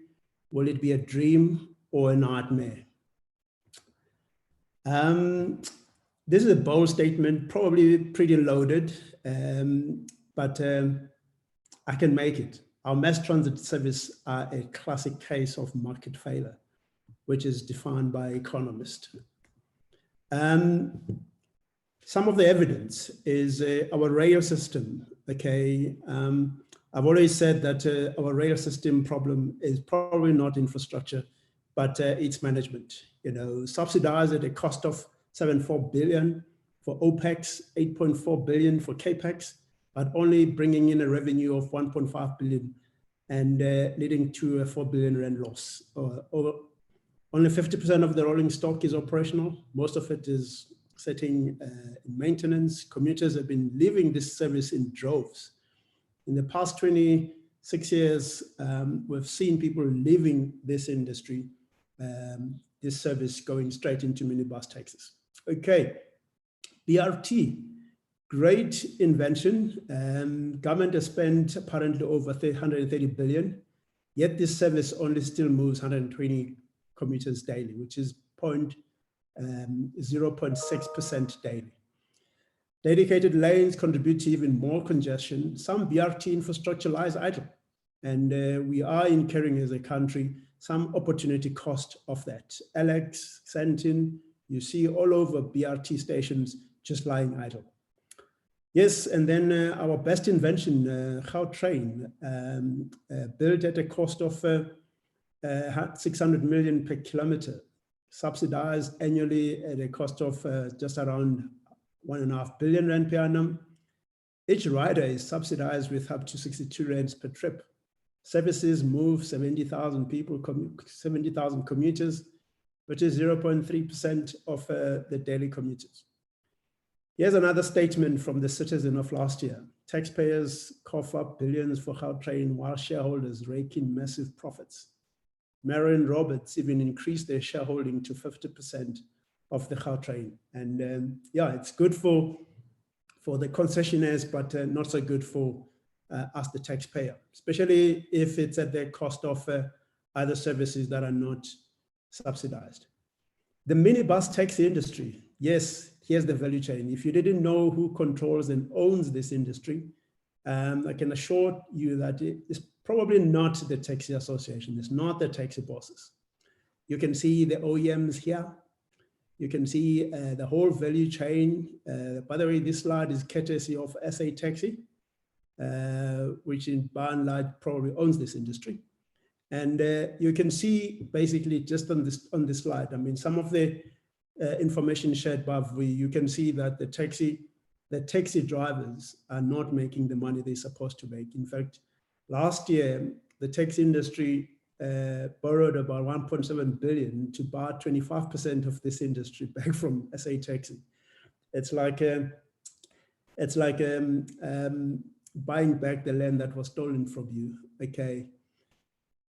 The minibus taxi industry conundrum, I call it a conundrum because it moves 15 million people and about 69% of commuters daily. Whilst these commuters are spending, the customers are spending up to 40% of their income on transportation. It is a de facto public transport. Whenever people talk of public transport, for some reason, they add this industry because it has become a de facto public transport. Zero operational subsidy. Yes, government will tell you about the taxi recap. Okay, this is the scenario that we're in, and it's a problem that in itself, it's a social ill. So where is this minibus taxi industry headed? This is a big question, okay?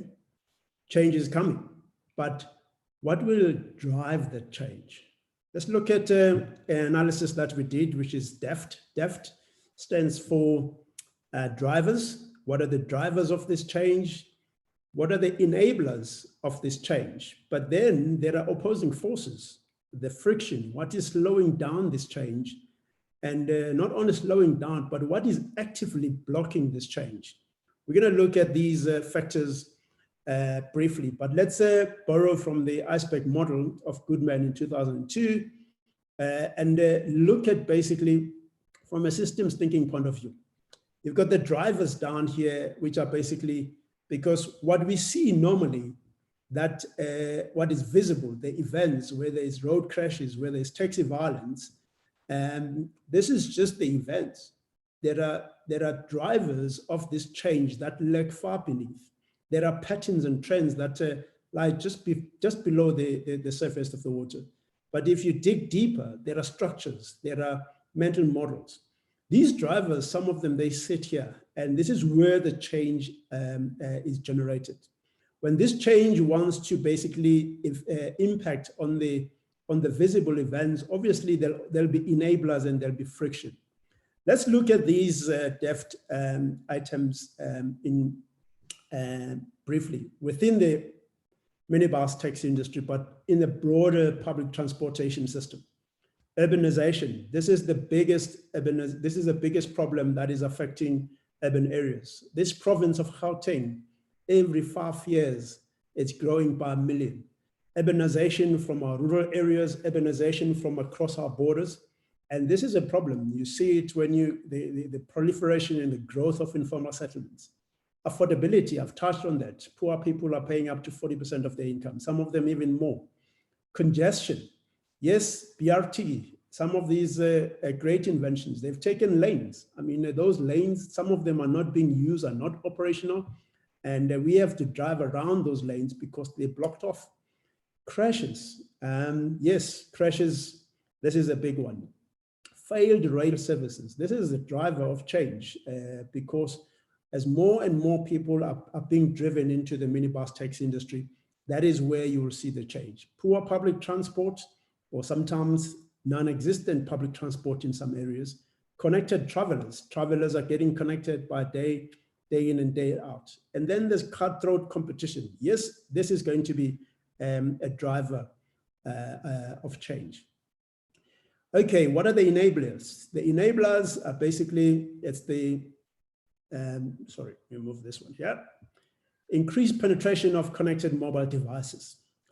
Falling data cost. We've seen MTN and Vodacom just slashing their data cost, not that they had a choice. Connected vehicles, Toyota's new connected taxi. Increased data sharing. We are all sharing data at any point in time. Lax data protection regulations. I said lax because people's data are being shared and they're being taken advantage of daily. The rise of mobility platforms. We've seen in South Africa startups like After Robot, Go Metro, and even more and more mobility platforms are coming up in South Africa. Sorry. What is the friction? Friction, I would say vested interest, OEMs. OEMs, there's vested interest within the OEM space. There are financiers, banks, insurers. These are the guys who basically own the value chain. Poor law enforcement, sometimes non-existent. Lack of dedicated infrastructure outside of taxi ranks. The lack of operating subsidy, barriers to entry, poor mobile connectivity in marginalized areas. You know that when you go to the township, your internet speed goes down whilst you're still paying the same amount of money. Okay, what are the turners? What are the factors that are really actively blocking change? We've seen it with the introduction of Uber. There were factors, forces that were basically blocking that change. This is active resistance by the cartels within the industry itself. When I say the cartels, I'm not talking about only taxi bosses. I'm talking about the people living behind some of these taxi wars. I always speak of them as sponsored taxi wars. If you follow the money, you'll see who is responsible. Regressive public transport regulations that do not recognize shared mobility platforms. We still have a problem with our Land Transportation Act. The refusal to go cashless. This is the problem with the taxi industry. Yes, cash is king. It's nice to be able to see cash at the end of the day. However, you are putting yourself not in mainstream economy. You're putting yourself in the periphery of the economy, and it's going to be not easy to get the subsidies that you need. So what is the end game? Which forces will triumph? Let's look at some of the scenarios that we've painted. We looked at two factors that will drive this change. The first one is basically the mobile connectivity. Mobile internet is great, and the other factors also that will drive this is it's a higher affordability of transportation. The first diagram, the first scenario, this is digital myopia, whereby you see higher affordability of transportation, but at the same time, low mobile connectivity, as is the situation that we're seeing in townships right now, whereby mobile connectivity, the speed is far less than in urban areas. This is digital myopia on the part of the mobile network operators. Oh yes, this is the dream part, the Uberized part, the dream part that we believe it's going to happen, but this is going to be driven by higher mobile connectivity with data core. It's not enough for data costs to fall. We've got to have the right speed for that. We're going to, with higher affordability, with subsidies coming in, we will see the Uberization taking place at a faster rate. This third quadrant, this scenario, it's great for the haves. If you don't have the higher affordability, yes, connectivity is not going to help you. And yeah, the last one is actually the mess we are in.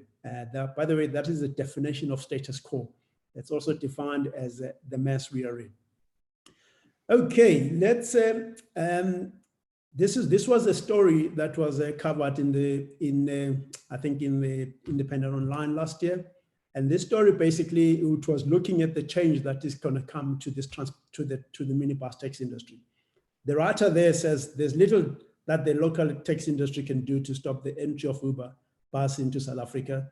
There's only one option for the local taxi industry, and that is innovation. The local taxi industry should embrace technology. I remember, I think 2 years ago when Uber launched the Uber minibus in Egypt, they were very quick to say, oh, no, we're not going to launch in South Africa. No, but rest assured that if it's not going to be Uber, it's going to be Bolt, it's going to be somebody else. But Uberization of the minibus taxi industry is going to happen. Okay, let's now map out the journey, the user journey mapped into the future. Let's meet Thandi and her future user journey map. Let's take you through it. Okay. Thandi buys a monthly taxi pass that is worth 1,000 Rand. Her employer subsidizes it for 250 and government matches that by another 250. But she decides to take up a 6-month subscription and gets another 200 discount. The whole month's pass ends up costing her 300 Rand.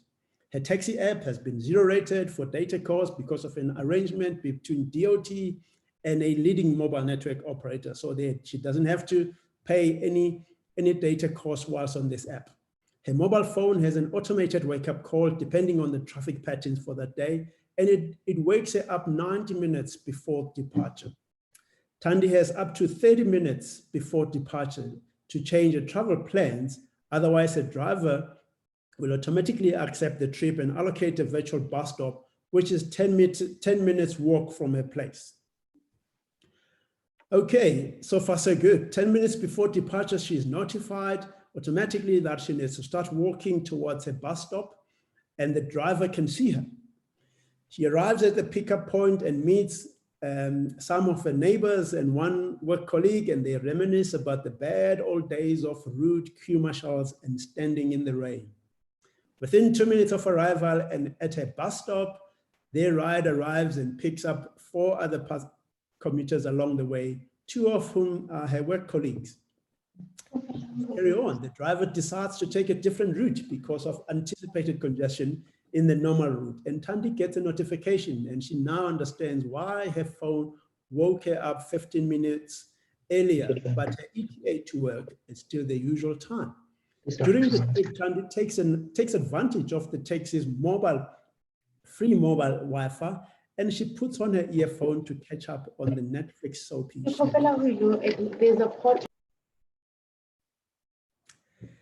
Closer to her work, she gets a notification that she must prepare to get off the taxi. She arrives at the work refreshed after another enjoyable ride and wonders what took so long for her to live this dream. Will it be Star Trek or will it be Mad Max? We believe that we're still going to go through the Mad Max era because there's going to be lots and lots of resistance.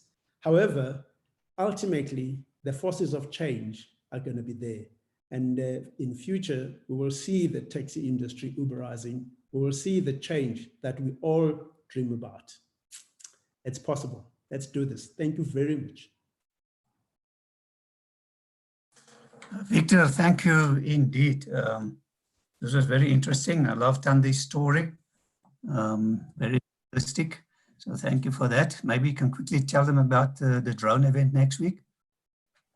Oh, yes. Next week, Thursday, Harry, you will share with them the link that I just shared with you. Yeah, yes. We have a drone event next week. On Thursday, we believe that this is the decade of the drone. It's a webinar series.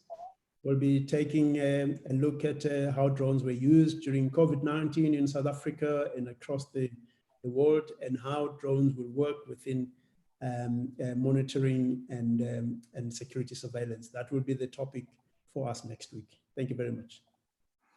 Thank you, Victor. Kindly stop sharing on your side. Okay. There we go. So can we ask our panelists to make themselves visible again? And Paul and Sophia and Victor.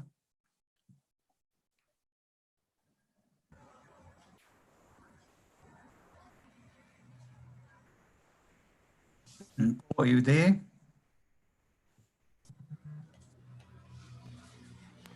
Yes. There we go.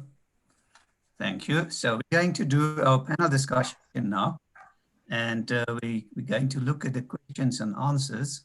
So I'm just quickly screening through it.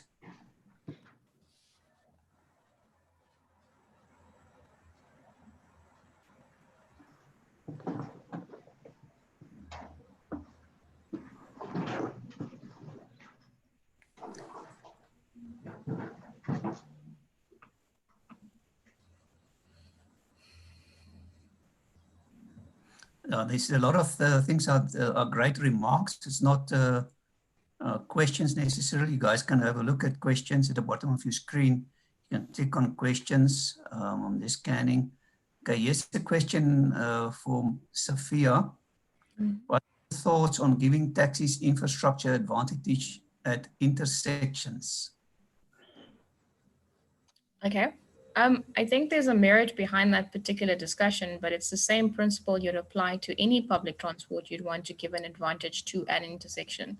So the way you've got, signalized control for buses to get priority to go through an intersection, if you succeed, which ideally we hope to do, to integrate the minibus taxis in as part of the integrated system for public transport delivery as one of the modes, then, then there's a definite ease in being able to actually give priority to your minibus taxis at those intersections because they form part of an entire network of delivery of public transport. And I know there was, extensive discussion this morning around notion of integration and how the minibus taxi would fit into it. But if you follow that line of thinking, yes, there's definite room for being able to do that. Right. Vuji, you're obviously welcome to join the discussion. You are prime sponsor, so you're welcome to join in if you want to. There's another question from Mikhail Manuel. He says, is anti-vandalism material more expensive than ordinary material? Yes. There's no long answer to that. Yes, it is more expensive, right? Often if you look at the life cycle cost implications of, paying the upfront cost of buying that material and getting it to last longer, that investment actually makes a lot more sense than having to do the complete repair and repetition. And we can attest to that based on what we've done on some of our projects and the amount of research we've had to do to actually say, well, maybe we should have done it differently upfront and maybe apply that now going forward. Thank you. Yes, a question addressed to the panel as a whole. It's Johannes Kutumela. I agree that community involvement in infrastructure maintenance is important, even where the strategic and efficient location of these structures is important.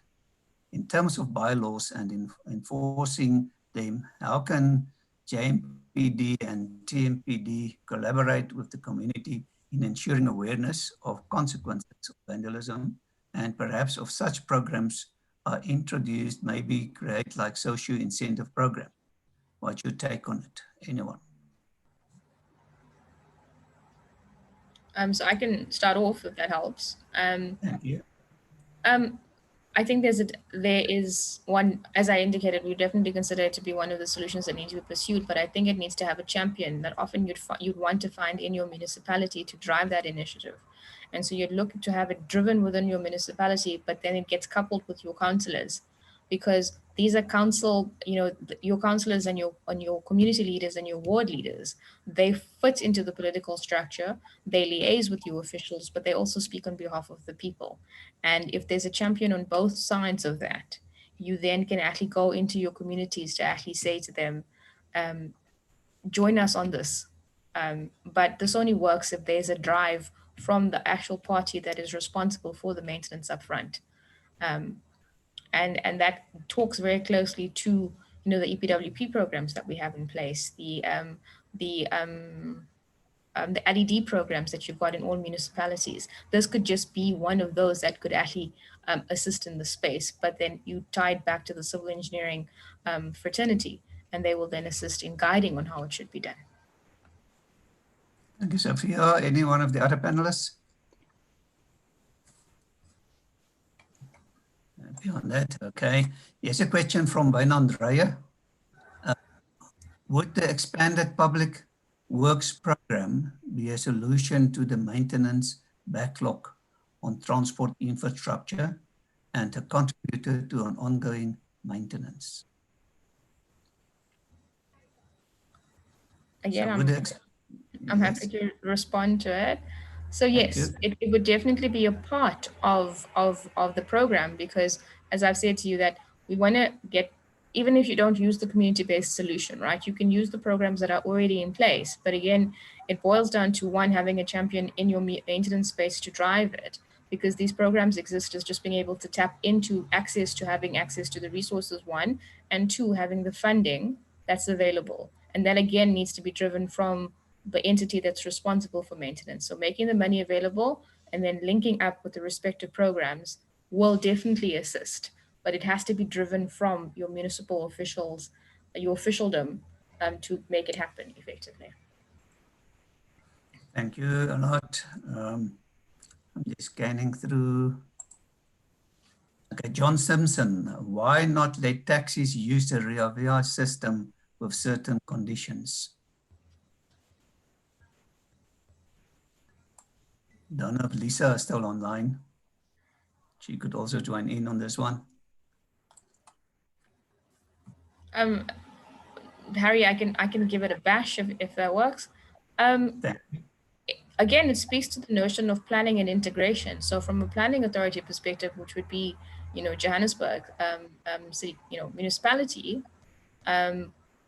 yes, you could potentially do that, and you could put conditions in there, but it actually has to facilitate from an integrated solution perspective, where the notion of public transport is just a series of modes that you use to actually deliver on the delivery of it across a particular network. BRT is one such mode. Conventional bus is another mode, but up front, right at the top, is rail. So rail, and again, it boils down to how many people are you moving on a particular corridor. So if you start off with, rail being your primary backbone to move masses, then you get onto BRT, and then you get onto conventional buses, and then you get into minibuses. And this is entirely based on how many people can be moved by that particular entity. And so as an integrated solution, which I think has been discussed earlier, you can definitely bring in a minibus taxi solution to coupled with the RIA system, but you've got to make sure that the conditions that you put forward allow you to achieve what the objective is for RIA. And again, it speaks to a safe, affordable, accessible, reliable public transport.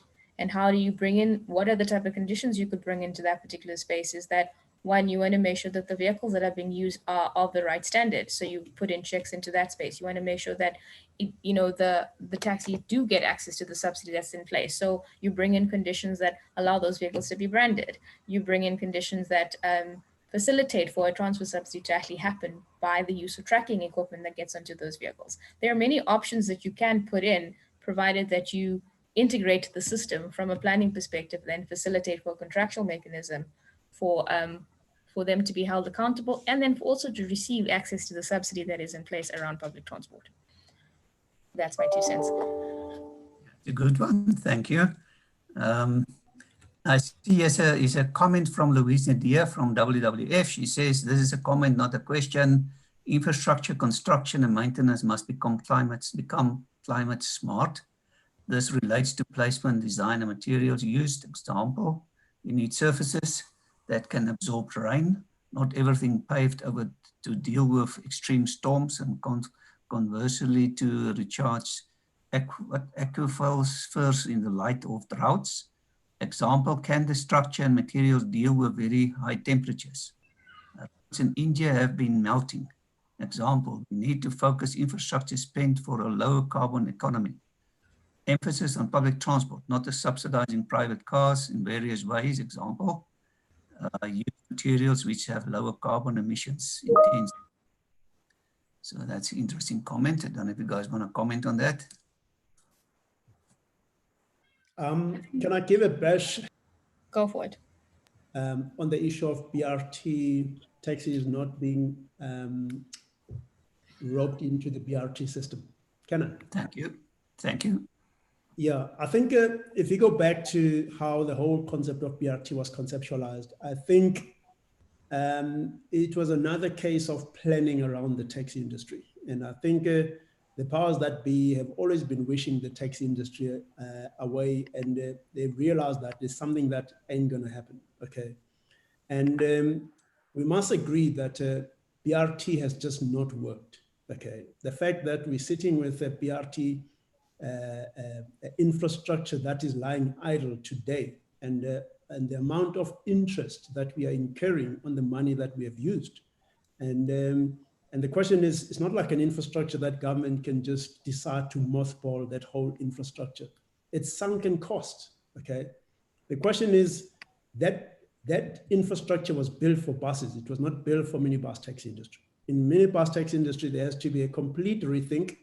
They now must plan with the industry and not plan around the industry, because all government did was that it happened during the times of the World Cup when there was just so much money around, and every host city was coming up with a so-called legacy project, and the city of Joburg chose BRT and said, we're going to go with this, and all other cities wanted to implement the same thing, but people are still voting with their feet, and they are still sticking with the minibus taxi industry with all its problems, all because it is accessible. Yes, it may not be affordable, but it's accessible. It's the only thing that is accessible. It would be affordable if it was subsidized to the extent that BRT, Gautrain, and all the other bus systems are subsidized. So I think if you try to bring the taxi industry within the BRT system, it's going to be a square peg in a round hole. And in my view, I think it must be back to the drawing board and say, look, this thing, agree that it has not worked, and let's not spend any more money out of this. Thank you, Victor. I'm just thinking, if you think about, bringing back the balance, you always get to who owns the float, and that's always an interesting question. Who manages the float, who owns that float, and that's where the control is. We can get that thing sorted. So if you start integration or talk integration, it's great to integrate things, but somewhere somebody is going to have a float. And we're planning for the next related event with Dunya Group. We're going to talk about revenue management and public transport. And one of the topics will be this, who is going to manage and own the float in public transport. That's always a challenge. So I'm just checking again here. Paul, there's still nothing on YouTube questions. Okay, let me just quickly have a look for you. 1 second. No, nothing on YouTube. All clear this side. Thank you, Paul. All right, so we sort of worked through the questions. I'm giving people opportunity to post last question if they want to. Otherwise, we can ask the panelists for closing remarks. And then when that's done, we'll have our prime sponsor for this event, Vuyisile Majola, to do the closure of the event. So maybe if we can start with Victor with some closing remarks, please. Victor, just unmute yourself. Yeah, I think there needs to be a whole rethink on the minibus taxi industry from government, and the government needs to treat them like businesses. I was saying to Vuyisile, for instance, was that seemingly the taxi industry is the problem of DOT, whereas you've got Department of Trade and Industry, you've got Department of Small Businesses, you've got all other departments, even social development. It's not a DOT problem only. It's an economic problem. The taxi industry, if it were to shut down today, okay, even the Gautrain taxi drivers, train drivers will not get to work. The bus drivers will not get to work. Hospitals will shut down. Shopping malls will shut down. Okay, so until such time that we recognize the power as far as the economic downstream spin-offs, the importance of this industry, we are missing out. We are leaving money on the table. This industry is very, very important, and I'd like to see government clusters, dealing with this. Not that it becomes Minister Malula's problem, because even all the ministers have failed to deal with the issue of taxi industry, because they approach it from a transport regulatory issue and not from the economic side. Thank you, Harry. Thank you, Victor. Sophia? So I would definitely agree with Victor's comments to say that the minibus taxi industry is definitely not a DOT problem. It is a collective concern. But I think what's important to note is that, as the speakers this morning kind of indicated, that this is COVID-19 is a global pandemic, and it's forcing everybody to shift and rethink how they work, how they live, how they operate, what they do. And this is also an opportunity for government as well as the minibus taxi industry to restructure themselves. And this, I think, might be the opportunity for all of those departments that Victor indicated to actually see if a different approach can be done. But what's important to note, though, is that ultimately the planning component of what you deliver for public transport as a service to your respective cities also sits with the responsibility of the local municipalities. And they need to be brought onto this line of thinking as well, to ensure that it's a consolidated approach that is integrated to provide public transport across the system, but consistently, so that all the parties are involved are treated fairly. And as much of the negative elements around, COVID-19 has brought to us the doom and gloom attached to it, it also is an opportunity for us to shift how we operate as a society as well as a country. Thanks. Thank you, Sophia. Much appreciated. Paul?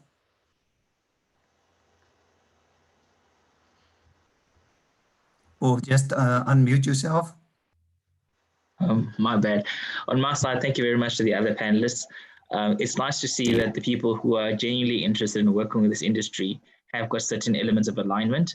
And I think that going forward, we can build something really good together. Thank you very much for your participation. Ladies and gents, maybe there where you sit, give them a hand. Beautiful panelists we have today. We really appreciate your time preparing and presenting and sharing your knowledge with us. We really appreciate that. I'm going to hand over to Vuji, our prime sponsor for this day, CEO of Dunya Group. Thank you, Vuji. Unmute yourself, please. Well, good afternoon again, everyone.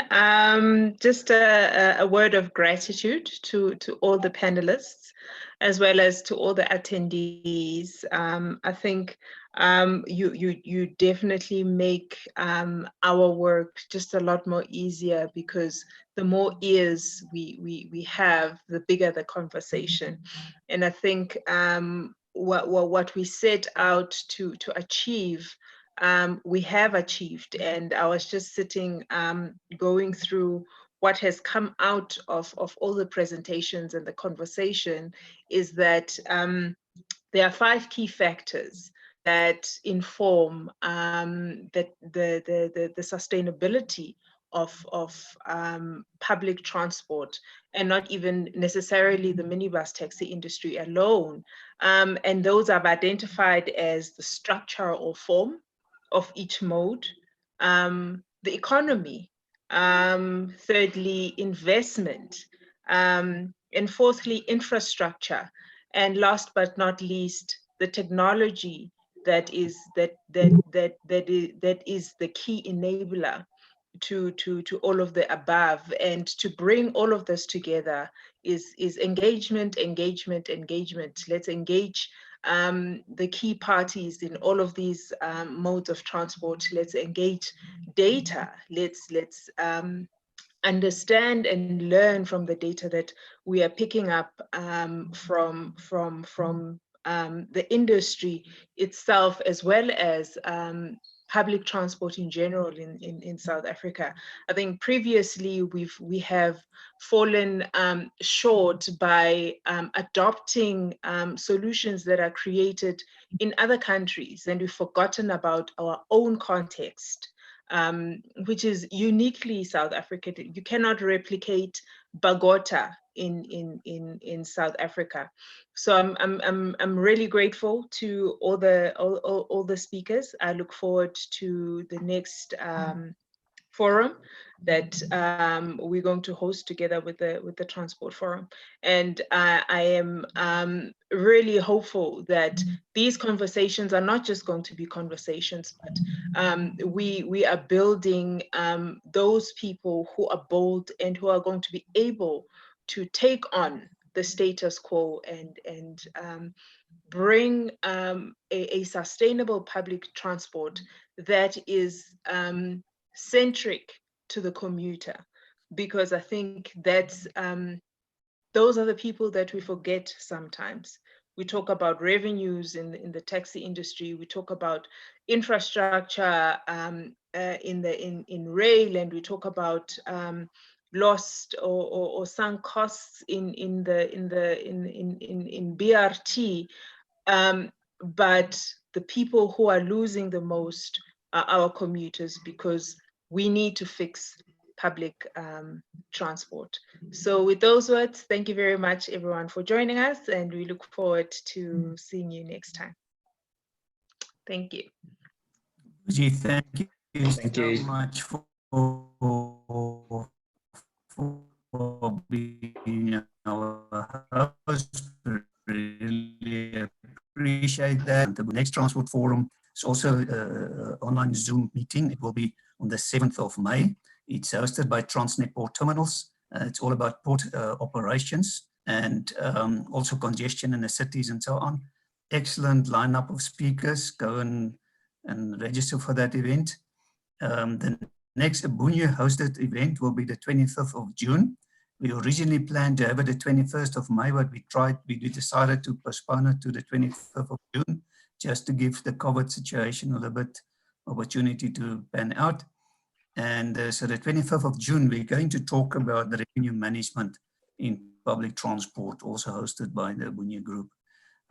So thank you very much, guys. We really appreciate your time. Take care and see you soon again. Cheers. Okay, cheers. Bye.